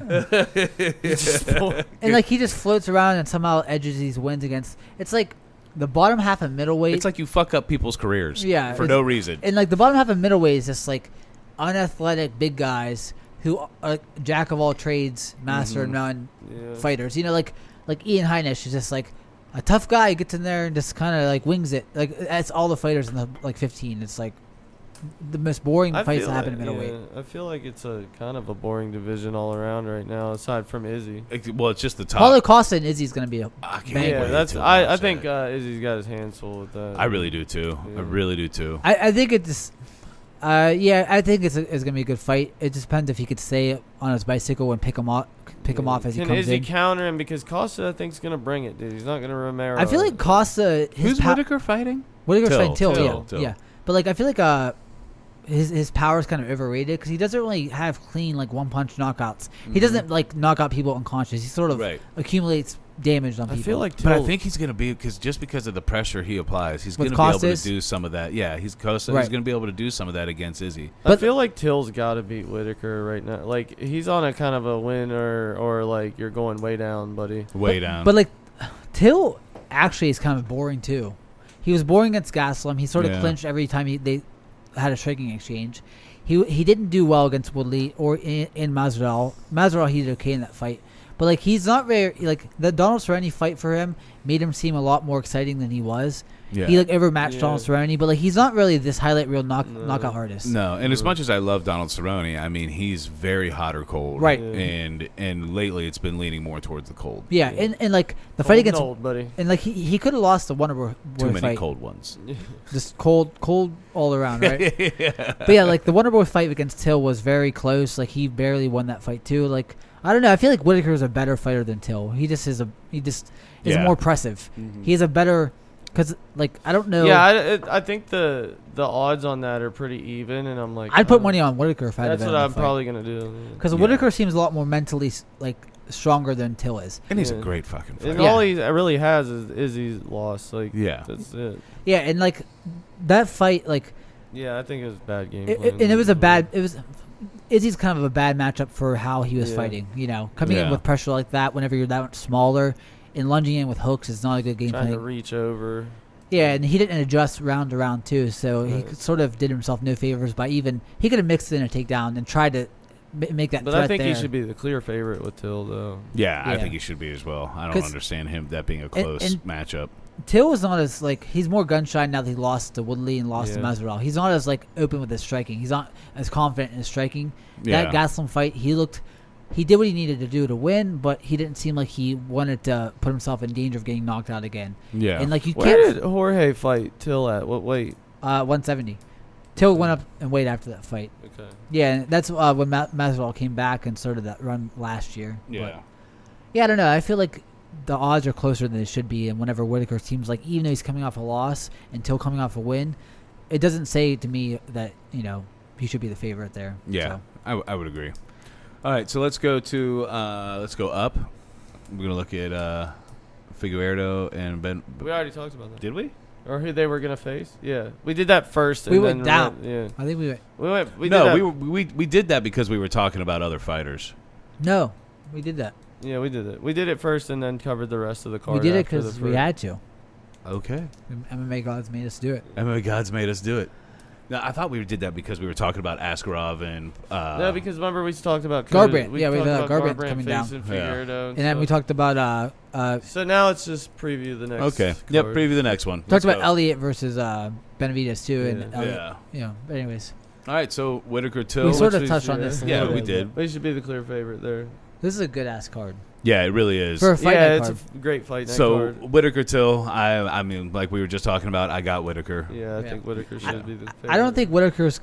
I don't see anything that Till's gonna do. I think Whittaker's faster than Till. Till's not as fast as some of the even 170 pounders. He's kind of slow for his striking. Yeah. If anything, Robert Whittaker should be able to grind him out against the cage or something. Because if you look at the Izzy fight, Whittaker. Man, it's crazy. Darren Till's only 18-2.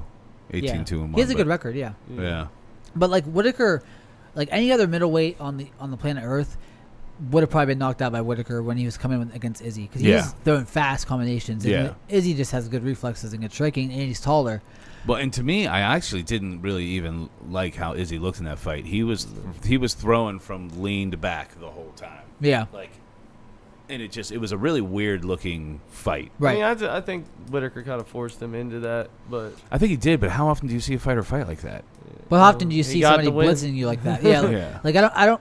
Most of the time, people will round off or do something. They don't just lean back. But he was doing that with subtle angles too, though. When he knocked him out, he angled off to some extent. I think his angle. I think he just didn't want to be moved off position from Whittaker. He wanted to stand his ground. Yeah. And he had a better read on him in the second round. The first round, he kind of felt out the distance in terms of how he was approaching the fight, sort of letting Whittaker set the pace and set the distance, and he was kind of reading him. So I feel like he got his adjustments down and knocked him out, which is, he didn't take any damage, I don't think, at all in that fight.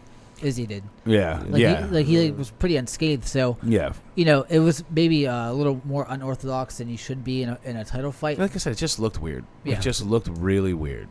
Seeing Darren Till 59% KO rate and 18-2. I don't know. I'm still going Whittaker, but maybe it's a better fight than I'm thinking it is. I don't know. I just feel like certain style matchups. I think it's a good matchup for both. It's because neither of them are going to the ground, right? No, I don't think so. But I think Whittaker would have the advantage, though. He has a decent amount of wrestling. I think he made the Australian wrestling team. Really? Yeah, he was on the team. Yeah. And they both have good takedown defense. I don't see him really trying to dig into the wrestling too much. Yeah, it's just going to be a pure striking game. We'll see how it plays out. But it's a terrible tattoo on Darren Till's arm. Awful, yeah. Women. I think that Mike Perry's going to do a run-in for Whittaker and knock him out with a steel chair there because he hates Darren Till so much. They always get back and forth. Oh, really? Yeah, they always I think that he said if he saw Darren Till in person, it's on site. Oh, sure. Oh yeah, I did. Yeah. I did see. Yeah, exactly. That's just so fucking funny. I've never even. And also, weird. Mike Perry, there's no way that fight happens anywhere because they're in different divisions, and Mike Perry's barely ranked anywhere. He's not at the top of any division. So so he's gonna have to catch him on site. You're gonna fight him in the street. That's the only fight where you're gonna do that. But I don't know. I feel like Whittaker, the way he's lost his last 2 losses, which is Izzy and Wonder Boy, those are long, accurate kickboxers. Yeah. Till is not This that. isn't Till. Yeah. Yeah, Till doesn't fight like that. He doesn't fight in that sort of a kickboxing range like that. And even though he is a kickboxer, though, Whittaker right? wins these matches. He's a Muay Thai fighter, which is sort of clinch based and sort of clinch based. Whittaker wins Yeah. these matches. Like Yeah, don't put him in a phone booth. right. And like Yeah. I feel like it's like he loses historically to like this last 2 Longer losses guys. kickboxers. Yeah. And Till was a good striker, but he doesn't strike that way. Yeah. And like he got caught by Jorge, and Jorge is probably slower than Whittaker. I'd say Whittaker is a fast striker. Yeah, he is quick. His blitzes are quick. Yeah. And like he got, I feel like he's more chinny than Whittaker is. I agree with that as well. And more gun shy, less confident in striking. I don't know. I guess It's weird to be a Muay Thai fighter and be less confident in your striking. It's really weird. All right. But yeah, I feel like if Whittaker wins, he probably is close to a title shot. He's Yeah. fighting Hermanson maybe. Yeah, maybe. And if Till loses, I don't or wins. It's bad. Yeah, well, Whittaker has to be close to a title shot with 1 or 2 wins, or get a title shot with 1 or 2 wins, because I mean, the only person he's lost to in a while is the champion. And especially if Costa beats Izzy. Oh yeah, that that's opens it wide up. It's a no-brainer. Yeah, opens it wide up. But man, I'm actually scared for Whittaker in that fight. Yeah, it's well, he outlasted Romero, and Romero's just as physically imposing. But he's as physically imposing, but he's not as aggressive. Yeah, he's not as full throttle. Yeah, but I see Costa. I don't know. I know you don't think he has the knockout power, but he is aggressive. He is aggressive. He's huge. But he was freaking huge. He gasses out all the he gassed out in the 3rd round against Romero. He kept a high pace, but if somebody's still there, I mean, he did gas out against Romero, but man, those guys were nonstop. That was a great fucking fight. It was a fun fight. It was a great fight, but like if you think about how Romero fought in that fight, shouldn't say great fight. It was a fun fight. Yeah. And like Romero just stood there against the cage. Yeah, Whittaker and Izzy's not going to do that. I agree. Yeah, they're going to fight a different fight. But I just think Costa moves forward like the Hulk.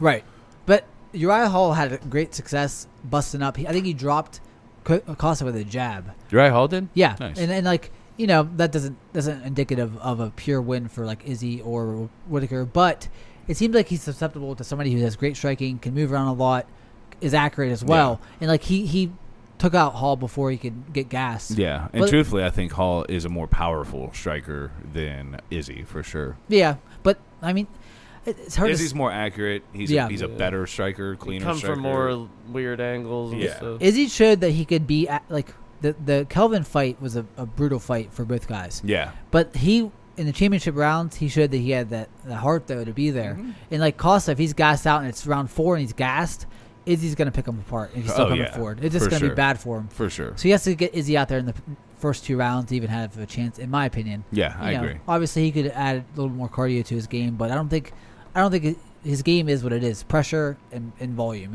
Yeah, I agree. Anyways, right. yeah, Nog. Then we got Shogun Rua versus Nog. Yeah. Man, what year is this? Yeah.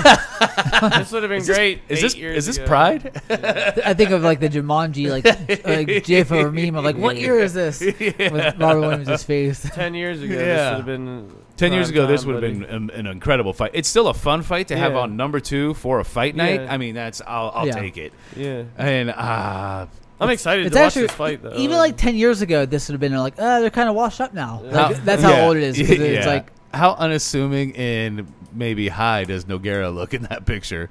He just looks like aged. Yeah.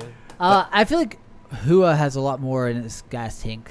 I feel like he probably has more in his gas tank. He definitely is better with his legs. But man, Nogueira, honestly, Lil Nog has great boxing. Yeah. Oh, he's did. I don't know how. Yeah, it's still good technically. You know what I mean? Like the actual skill set of it. I'm not saying he's going to knock people out. How long has it been since Nogueira has fought? Can we pull up Nogueira's Wikipedia? It's probably been a long time now. Let's pull up both their Wikipedias. Actually, we'll go Nog then Shogun. Yeah, Lil Nog's fought recently, but he's not looked good in a while. Lil Nog, his boxing is clean. He doesn't have the power. He's he gets slow, rocked. He's slow. He's very slow. But I don't know if Shogun Rua is going to be much faster. Yeah, well, I would think Shogun should win this fight. Shogun was actually on a win streak until he fought Anthony Smith, which is surprising. That's Big Nog, isn't it? No. Minotaro's Big Nog, right? Yeah. Yeah. Yeah. Rogerio. Yeah, Tim. That's the big nog. We're looking for little nog. It doesn't. They're the same. Let's get the fuck out of here. They're the same person. No. They're both 55. Type in Nogueira. Type in Nogueira, and then you got a P in there. Yeah. You are a little hungover, huh?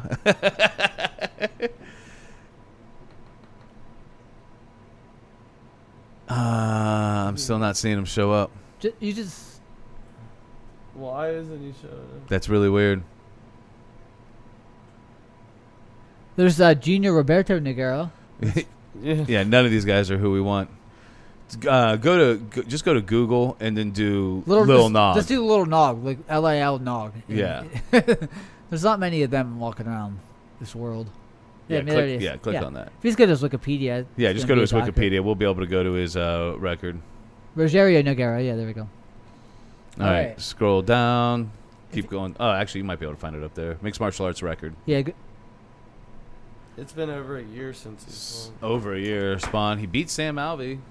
And then his last loss was Ryan Bader. Not that Sam Alvey's great. Don't get me wrong. I'm not saying that. But no, he lost. Yeah, he lost to Ryan Spawn. He lost that fight. He didn't look that good. He knocked him out. He knocked out Little Nog.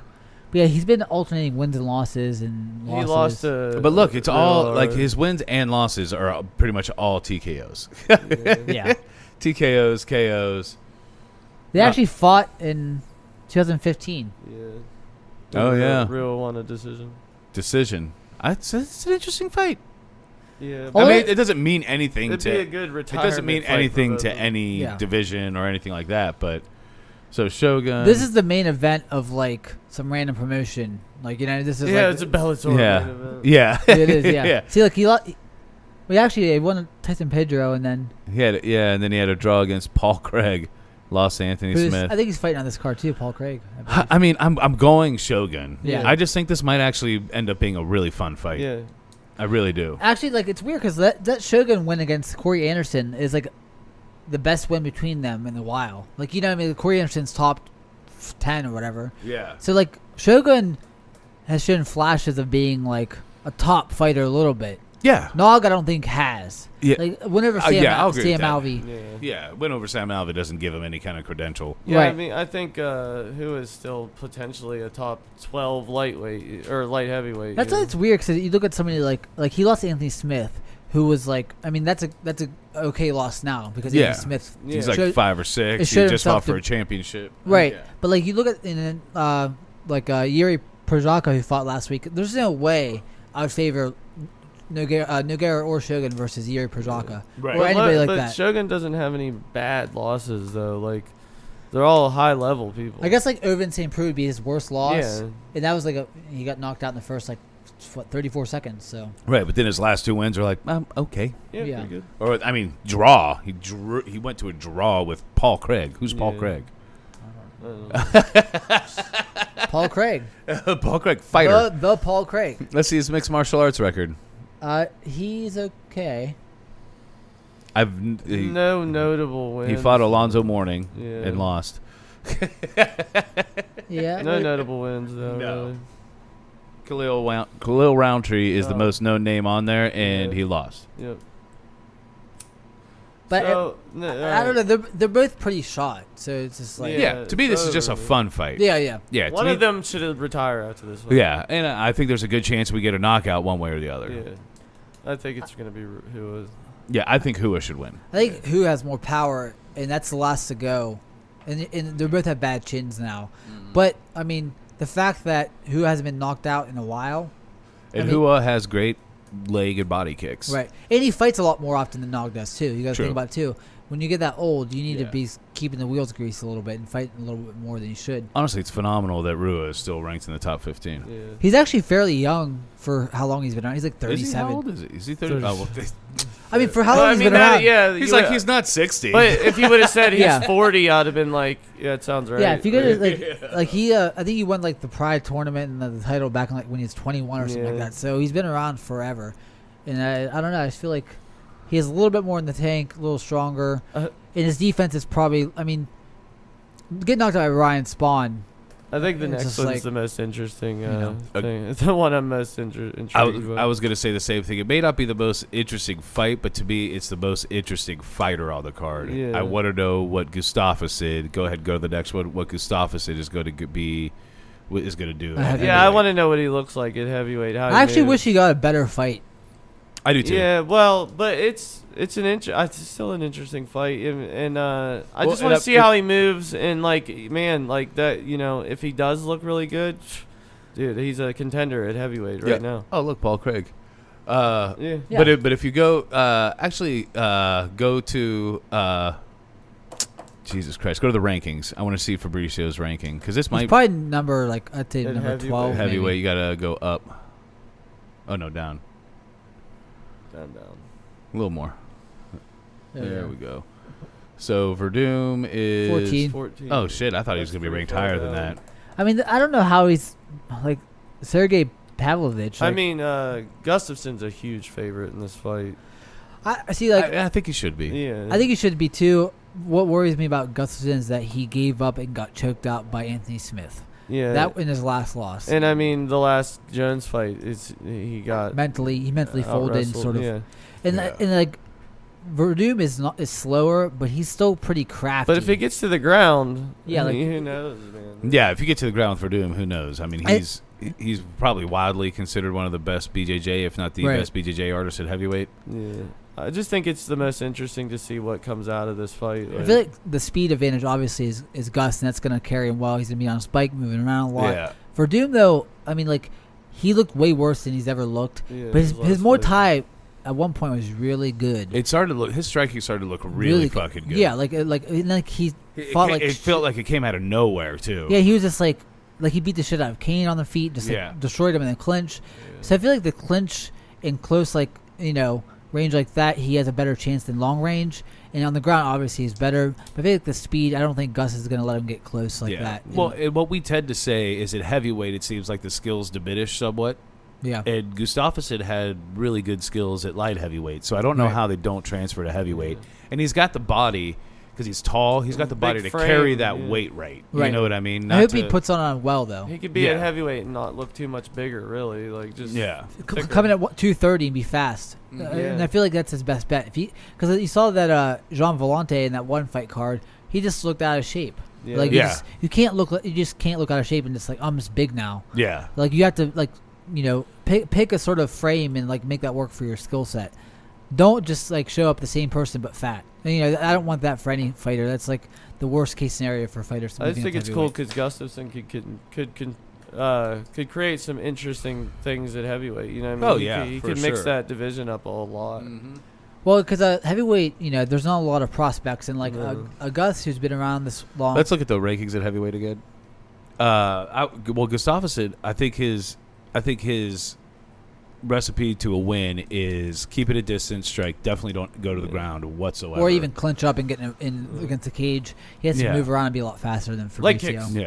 Yeah, leg kicks. Yeah, I mean he's a fucking Viking, right? But if he does handle him like easily, you got to think he's gonna do damage against a lot of these guys. Yeah, imagine him going against Overeem. If he looks quick as shit, you know what I mean, striking clean. It'd be seeing him if he does look really good, him versus Overeem would be fun. But I'm also nervous for him against Overeem. Yeah. That top 7 is actually pretty serious. Yeah, it's. See, I think Derek Lewis should be lower just based off of his like him and Dos Santos. Yeah, I feel like somebody like Volkov should be higher. Yeah, I think Rosenstrike should be higher. Like Volkov just got out-wrestled by Derek Lewis, but like it's not like that was a terrible loss. It's just that's stylistically. I mean by Blades. I'm sorry. Yeah. Like it's just a bad matchup for him. But I feel like Volkov lost to Lewis, but I feel like Volkov's a better fighter than Lewis. He lost to him, but yeah, and I think Blades is always going to be in the top 5, but also not relevant. No, he kind of just like he nullifies opponents. Yeah. And then when he gets to the top guys, he gets hurt. Well, he beat the shit out of Overeem. He smashed his face. I think if Gus wins this fight, though, I think he would take a Rosenstrike fight. I think that could be actually kind of easy victory. Well, it depends if Rosenstrike beats JDS and how that fight goes next month. Yeah. But I feel like also Walt Harris needs a fight. Yeah. That'd be a fun striking battle. Walt Harris got taken down by Overeem, and Walt Harris was out of shape in that fight. Yeah, he was out of shape. He was. That's all there is to it. And also, we got to see if he comes back mentally. Yeah, because him coming in that out of shape was kind of crazy to me. Yeah, and historically, Gustafsson doesn't do well against black fighters, so he probably could lose that fight. Anthony Johnson and John Jones. I think historically a lot of white fighters don't do that well against black fighters. I think just light heavyweight has been dominated by black guys. Explosive black fighters who eat our lunch every time they fight us. But no, us as if we're like white guys. Yeah, we're doing it. There's no distinction. We're all. Do we even care about the rest of them? The rest of that card? Not much. Yeah, if you don't go down, I guess Esparza. Didn't she lose her last fight? Esparza? I'm not sure. I'm gonna piss while you guys look at these. Actually, I feel like her and in my mind, her and Tisha Torres are the same person somehow. Like, I understand that. Like, no offense to either of them, but like Esparza, I think she lost. She might have lost or won. Carla Esparza, I can't remember. Yeah, there's a good chance she lost or won her last fight. Yeah, I can't remember. She won against Wikipedia. Just click it. She beat Michelle Watterson. The Karate Hottie, yeah, that's it. Right, she beat the Karate Hottie her last fight. Yeah, so I mean, she's on a 3-fight win streak. It's actually not too bad. Yeah, I mean, if she wins this fight, she's moving up the ranks. Yeah, well, that division's kind of weird because no one really wants to see her fight for the title, but she has to fight somebody. Yeah, you got to keep it going. What's the next fight on the thing? Is Paul Craig. Well, we've already went. We don't know where Paul Craig doesn't have. The names get worse and worse for these like Russian fighters. It's just like I'm not gonna even say it. I can't get to it. I'm just not gonna say that guy's first name ever in my life. Gadzuki. I think that's it. Gadsmarad is probably the closest thing I can say, but his record's pretty good, 20-6. It's not too bad. Can you go to his record to see who he last fought? Yeah, don't make him spell that. Yeah, just click on it. We're seeing because I don't remember this guy fighting, but no, he's fought before. Hey, he's on a win streak. Oh, he Kudalabe. I remember that fight actually. Yeah, he lost it though. He's lost 2 fights in a row, and he's going to. No, I think he beat. Did he beat? Did he win? No, he lost against Kudalabe and. Like Jacek, did he beat him or lose? No, he got tapped out, right? Yeah. So, not too exciting on the bottom of that card, but there's 3 very interesting fights at the top. Well, what about Paul Craig? What has he done recently?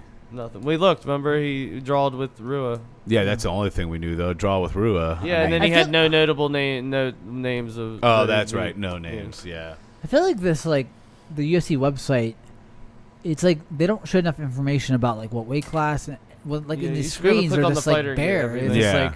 Well, we've said it before. They need somebody else. Maybe that's a job you should. I know you already got a good job, Jacob, but just taking care of their website because whoever takes care of it sucks. Yeah. It's just I want all the information in a nice manner on one 2 pages. And you think the UFC would be the one that would be really doing well at that because they run the fight world. I think it's like a GeoCities page for free. They got back in 2000 or something like that. Yeah, it's fucking absurd, and it's never updated. Those are all the events in between here and next time we see each other. Yeah, that's it. What there was what fight just got announced? Well, they keep saying Izzy versus Costa is on, but actually, Dana was saying last night it's not done. But it seems like I have a theory about why that fight is not being announced yet. Mm-hmm. You guys want to hear it? They want to know what's gonna if Khabib's gonna come back for that card. No, I think it has to do with the Till Whittaker fight because I think they're trying to lowball Costa because Costa's asking for a lot of money. He asked for $15 million to do the Ultimate Fighter with Izzy, so I think they're gonna wait for the Till Whittaker fight and price out Costa by having leverage with the. If Whittaker ends up dominating Till, or say Till wins and say, well, hey, if you don't want to fight for this contract, we'll give it to Till. Yeah, and the same thing they did with Burns and Masvidal. They priced out, right. They got Burns for cheaper. I don't more think cheap. I don't think Till is going unless Till dominated Whittaker. I don't think even if he wins, he has capital. Because I mean, like Masvidal was up for a title shot, but like he priced himself out in that discussion. Right. They gave it to Burns. They did the same thing. They got the cheapest fighter. Right, but Burns had, I think, a draw. Still, I mean, it wasn't as much of a draw as Masvidal. If Till wins, though, I think Till would have to dominate to have. Well, that if he kind of draw. say hypothetically he knocks out or has a good enough performance that you could make the case that he's could be the number one contender alongside Costa. Yeah, and has that parallel number one contendership. Yeah, or if Whittaker dominates, either way. Yeah. Well, they're just trying to. I think they're trying to make him accept a less money. Say if you want this fight, then you have to fight for this. Well, and I think he should. I think he's at the beginning of his hype. I don't think he had the hype that Masvidal had. I don't think he has the hype that some other fighters have. Right. I think he should take somewhere in between. You know what I mean? I don't think he should be out there demanding. I think he should take as much money as he can get. I'm always just like, if you can get the money, get it. But if not, the money's gonna come if you win. If you win, the money will come. You'll be a champion, and people will. So right. I just your feel star will be huge because you look like the Hulk, and you have the belt. Yeah, he's marketable as shit. You know what I mean? And if he wins the Izzy fight, and he's always wearing crazy shirts, he's gonna have money flying at him. So. Yeah, and he's always wearing crazy shirts. His shirts are always dope. and it's like I feel like there's a few markets there too. It's like Brazil needs champions. That's a big market for the UFC. Yeah, but like also on the converse, Till is a big market for England. He's a big star in England, so that fight will draw. Pretty much everywhere. Till could be a popular English champion if he beats Izzy. Yeah, they're looking for somebody like that. What I was gonna say is Izzy. Is he British? He's from New Zealand. Oh, okay. But he's also African. Yeah, well, that I knew. Yeah, I would just because I thought he had some kind of weird accent. Yeah, he is New Zealand, and I also heard that New Zealand is opened back up. He's also African. Really? Also African. Crazy. Wow. Like real African, not like. I know, but it's just funny. But New Zealand's opened back up, so they're having full sports. New Zealand is? Yeah. It's because they have 0 cases of COVID. Yeah, they're back to having full stadiums. They just had a kickboxing tournament of a packed stadium. So has UFC ever been there? No, but they could have a live crowd for that fight. Yeah. They could be snagged up on a venue for that because if they go back, that's a lot of money to the UFC. To the gate in New Zealand. Yeah, the gate versus Costa, and that's something they haven't got all year. A gate, so really since March. Yeah, that'd be awesome. Right. So if they, I hope the fight gets made anyway. Gotta keep those death metal guys away from him. I'd be cool with waiting a month or two to set that up in New Zealand. Versus I would be, but at the same time, you like the no fans. I kind of like the no fans. Yeah, but that financially that doesn't keep working for the UFC. No. Right, or it works just less. To get one, just to get one with fans right now would be a cool a little moment to just have that. But I feel like now it's like you sort of acclimate to the no fans, and it's nice to hear to have the positives of it. But once you hear the walkout of a fans going crazy, that's an underrated aspect too. That you kind of forget what it's like. It does build a lot of excitement. I agree with that. I think the main reason I like the no fans isn't just hearing the shots and stuff like that. I feel like a lot of the fighters are actually performing better. Yeah. I think it's one of the reasons. How many in recent history, how often do you remember getting this many great fights from no-namers and everybody this often? But how much have you paid attention with no other sports around? I will no say, offense to you. No. Yeah. I will say definitely You're not. Watching a lot more Fight Night cards. Than for sure. I typically watch most of them. I would skip some for sure. Right. Now I'm trying to watch all of them. Yeah. But still, even on every card, it's man, there were 4 phenomenal fights on this card. Holy shit. On this card, there was 3 phenomenal fights on this card. Holy shit. See, I feel I don't know, it's maybe a little bit of both. Maybe the people are watching more if you're more aware of the fighters and watching them. It's I see good fights at every card. I could see a good fight in Bellator. Yeah. On for a sure. card like that. You just could. I honestly think that the fighters aren't playing into the adrenaline of the crowd as much, and it's created them to fight smarter, which in turn is just producing better fights. I do feel as a fan though, the atmosphere that the crowd creates is kind of nice. I miss that. Yeah. I do. I agree with that. Like when you hear those people screaming, get excited. And plus, we would never have that chump who was doing Buffer's job if they were terrible crowds. Yeah, he's terrible. Yeah. He was awful. That's like the first time I can recall ever hearing another guy do it. Yeah, and he was terrible. He was boring up until the times he decided to roar, and then his roar was pretty good, but everything else about you was boring. They were down to like the skeleton crew for that last card. They were like, "We've all been in Abu Dhabi for 3 weeks." Let's like, the hell well, out. and Who's here? Who was the guy replacing Anik? Who was that? English or Australian guy? I don't know. I didn't like. Because I didn't like him either. It's Yeah. like, hey man, actually, I want you to stop talking while these other guys are talking. Yeah. Whenever, but there's no buffer to do that anymore. I'm like, they're just gonna have to. There has to be another buffer. There's got to be a different way. It's me. Yeah. It's you. You It's got me. the voice for it. Get Buffer's son. Get any other buffer. We I don't need to care if create they're more cousins. buffers. Yeah. Well, because his brother is the boxing one, right? Yeah. Get their cousin. Yeah. We need to clone buffers. Get Yeah.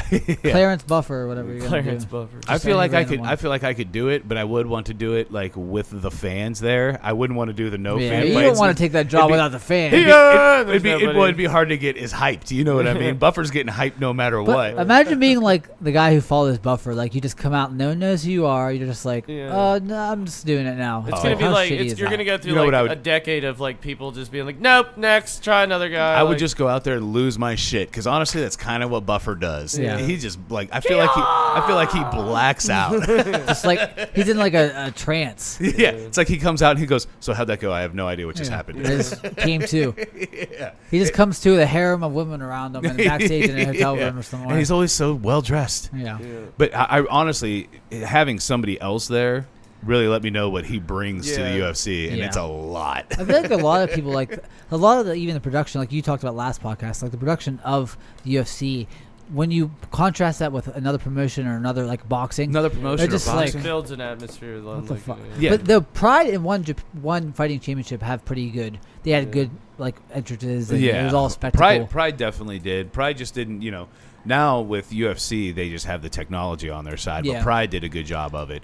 But the UFC, I mean, the only one that makes quite as good of a production is honestly the WWE. Yeah. Well, the UFC took a lot of their probably production cues from WWE. Yeah. I think that Well, so did the NFL. The NFL took a lot of their cues that they use now from the original XFL.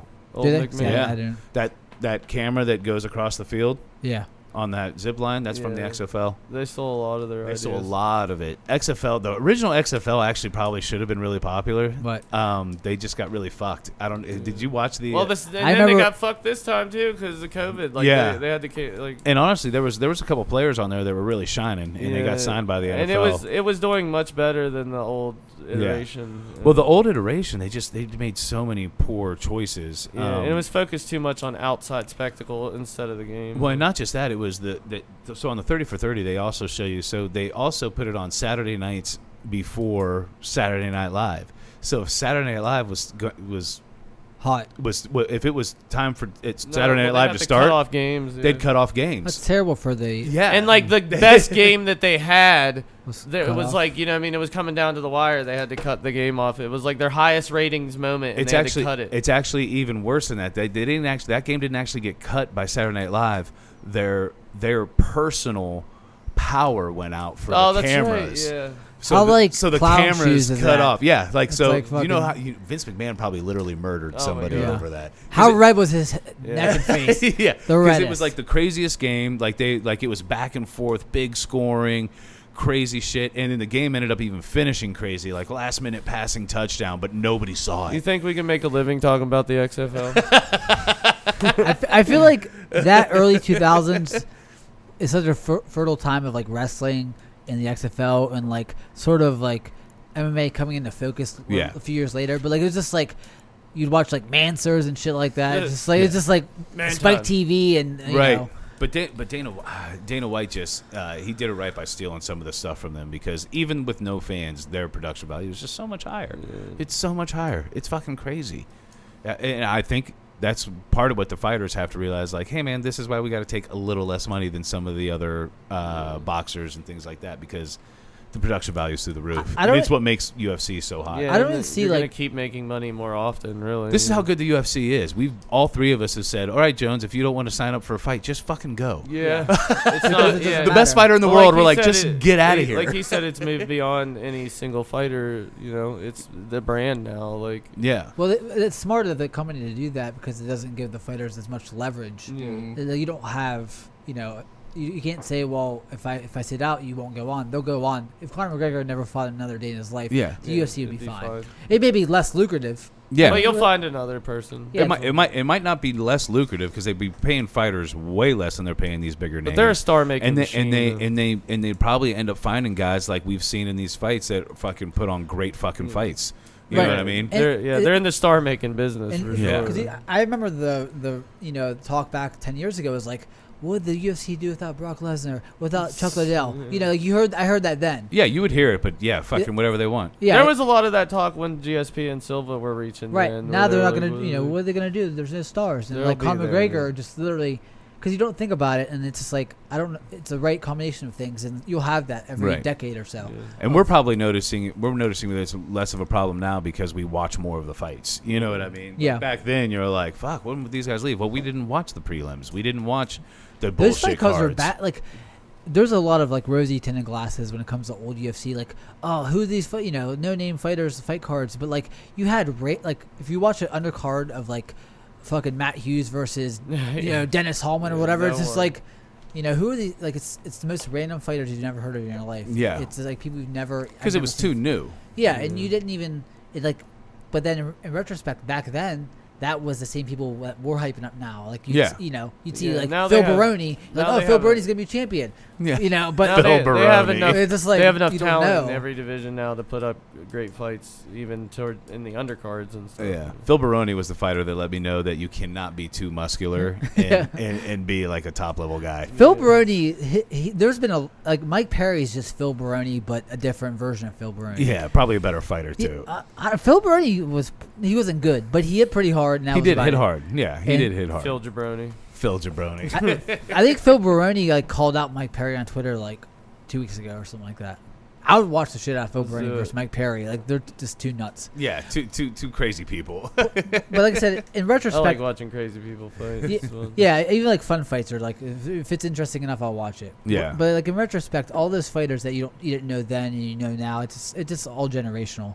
It's gonna happen 10 years from now that they're going to watch a fight card, UFC 251, and be like, who's this fighter? I've never heard of him in my life. And then didn't go on to do anything. Right. But you're not going to know that until later, you know? And then you're going to see somebody who is going to be champion. You're going to see somebody who's 24 years old now, and they're going to be the flyweight champion in 5 years. You don't know about it. Yeah. And, it's nice to see that. It's nice to see, the growth. It's nice. And it's actually sad to see, a fighter that, we talked about Dennis Seaver. I'd see him fight every 4 months back 9 years ago. Yeah. Now it's just no, he didn't announce his retirement. You don't see what happens to him. So it's just what's going on? I have no clue. The only thing I remember about him is he just had a mean spinning back kick. Right. And then you just know him for that. But it's just it's kind of sad to see fighters just fade away slowly.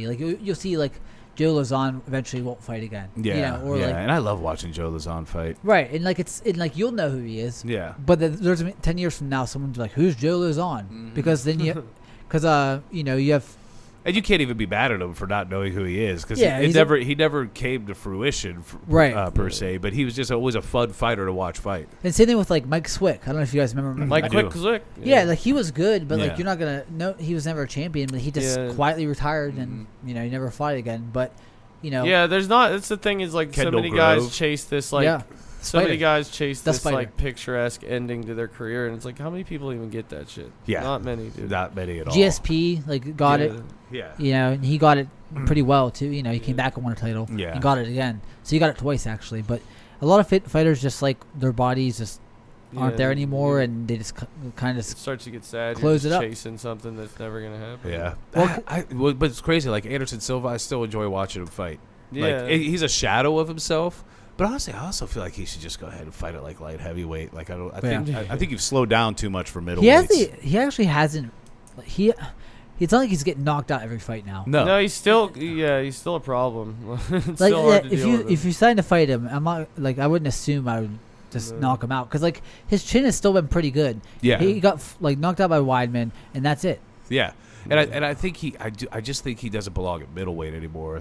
Honestly, everybody you ever fought at light heavy, you fucking, except for Daniel Cormier, you fucking destroyed. Right. Yeah. Just fight at light heavy. Dude, you could probably float around the top 8. Why not do Shogun versus Anderson Silva? Yeah, that'd be cool.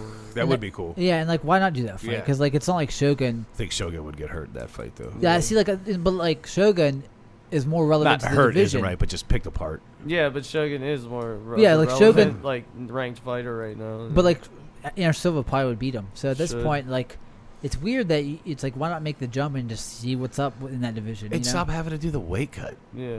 Yeah. Well, he's You know talking what I about. mean?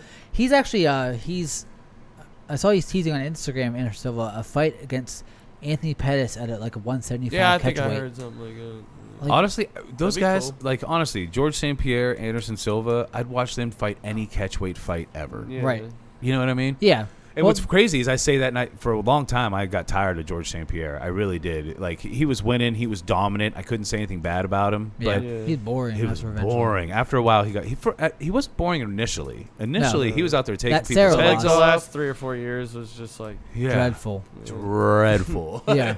But in retrospect, it makes you appreciate like just like the martial artist of George St. Pierre because it's like the way he carried himself was just such a higher level as a Yeah. champion. You could tell like a And champion he like was character. so good. And like champion character too, like he never talked shit at anybody. Really, like he never talked shit at anybody. No, they tried to make him, and The it Matt like, Hughes came out thing. clunky and awkward. Yeah, I'm not you could impressed tell. with your performance. He talked a little bit of shit back in the day when he was up and coming. It didn't But go it was well. it was forced because he felt he had to sell Right. some fights. Exactly. It just Exactly. wasn't. I just natural. feel like it's hard to hate him as a person. Like he's such I a agree. good dude. Well, He's so and- nice, so humble, always wanting to Unless learn. you hate people that believe in aliens. Well, that's true. And that Bisping fight, he actually attacked. I mean, he went out there and fought. It wasn't anywhere near as boring as his previous No. fights. I feel like that's a bigger stain on Bisping's legacy is getting like not dropped and choked out by 2017 GSP because it's like he hadn't finished anybody in forever. Forever. Yeah, and it's just like who would have expected? Yeah. Yeah. He had, not only did not finish it forever, he hadn't fought in forever. Yeah.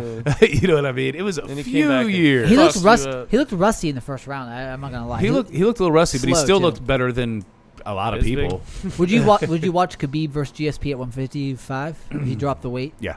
Yeah, I'd watch it too. Yeah. And I wouldn't say he's gonna lose. Like he might not win, but I wouldn't say he was like gonna get beat up so bad. I think I think before Khabib, you would have to pretty much call him the best MMA wrestler, right? Yeah, which he wasn't even a wrestler before. No, but he was just Well- a monster MMA wrestler. Yeah. GSP wasn't Wide he? frame. He was an Olympic alternate or something. No, No. he never wrestled before in his life before MMA. I thought Yeah. GSP was an Olympic alternate. I'm He pretty picked sure it- he's correct. He was a karate Brandon. fighter. I'm pretty sure Brandon's correct. Yeah, he Well, yeah, okay. Why? Who was the Olympic alternate? Dan Henderson was. Oh, no, Cormier was in the Olympics, and so was Dan Henderson. So was. Dude, I'm almost positive GSP was an Olympic alternate at one point. I would bet real life money if you're in the budding. Yeah. And we know he is. You're gonna put 5 on it. No, yeah, he picked it up just basically fighting like in the welterweight division. Yeah. He had to fight Hughes and Koscheck and all these people. And he Yeah. was so I'd actually wrestling. watch that fight at catchweight even. What? Him versus Khabib. Yeah, me too. Yeah, because that's why it's weird that his wrestling was so good that he was just beating like Division I wrestlers. Right. To me, that's how the story I always remembered is that they were like, man, it's crazy that he's so good at wrestling because he's never wrestled. Yeah. Yeah, but he was the best MMA wrestler. Best MMA wrestler. Yeah. I mean, he had that wide frame like Brock Lesnar too. You Yeah. know what I mean? His shoulders were really John fall Jones apart. is probably one of the best MMA wrestlers too. At least like. But Roy he also did doesn't John use Jones. it anymore.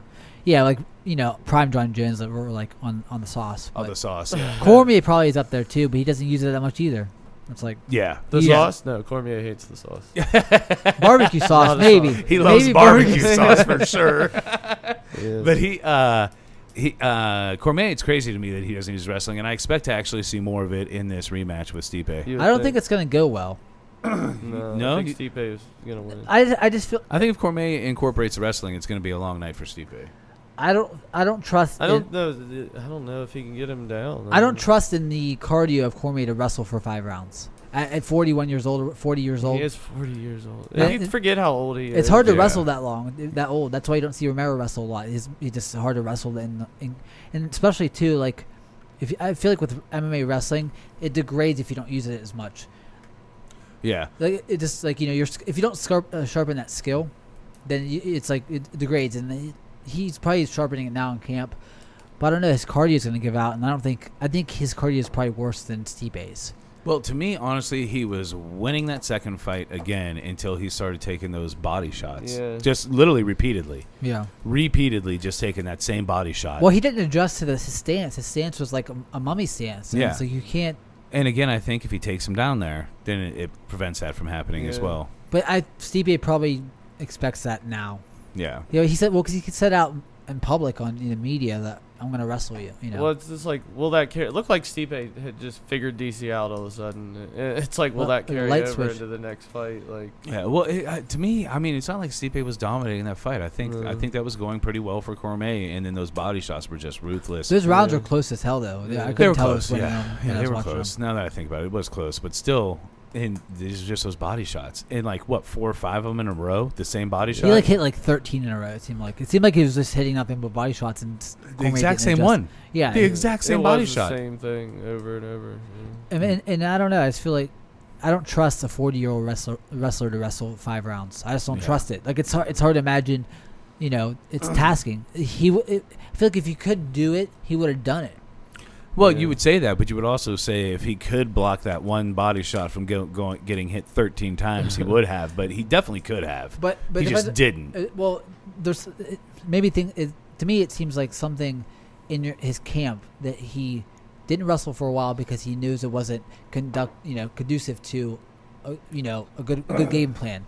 So like if you could wrestle Stipe is a better boxer than he is a wrestler. Yeah. That's apparent to anybody who watches MMA. Yeah. So why not wrestle Stipe if he's a better boxer than wrestler? Well, why not do that in the first place? Well, and I think there's a possibility that he thought at heavyweight nobody was going to box them, because if you look at what he did in the heavyweight tournament in Strikeforce, he just boxed everybody and just destroyed them. Well, destroyed them. He wrestled Jeff Monson pretty well. I don't know if you remember that fight. I don't remember that fight. Yeah, Barnett, he got a hold of him. Wrestled him for the whole Yeah. fight. But I don't know. It's just I don't know where his camp's at. I don't know where his body's at. He knows that more than I do. Yeah. So if he says he's going to wrestle, I believe he's going to wrestle. If he thinks he can wrestle and win, and he's saying that, I believe him more than I believe myself in terms of his body. Yeah. But I don't trust that he's going to be less that be more there than Stipe after 3 or 4 rounds of wrestling. I think Stipe's still going to be there.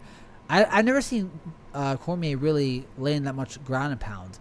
Like, it wasn't. Yeah, he doesn't seem to do that. It's not like he's like setting up, like he's like Khabibing people and like bombing on them. Right. He's sort of just like grappling them, and that's, I don't know. I feel like Stipe also is going to be prepared for a wrestling assault. So yeah, just a matter if he can do it, because we got to talk about all that again. Yeah. So you guys got anything else? No. Not really. No. Good to go. Not if we're going to come back next week anyway. Yeah, we're definitely coming back next week. So, there's the past 2 fights, the upcoming fight, and that's it. Thank you guys for watching. Thank you. This is awesome. We're out. Peace. Whoa. Jacob, thanks for the last minute show.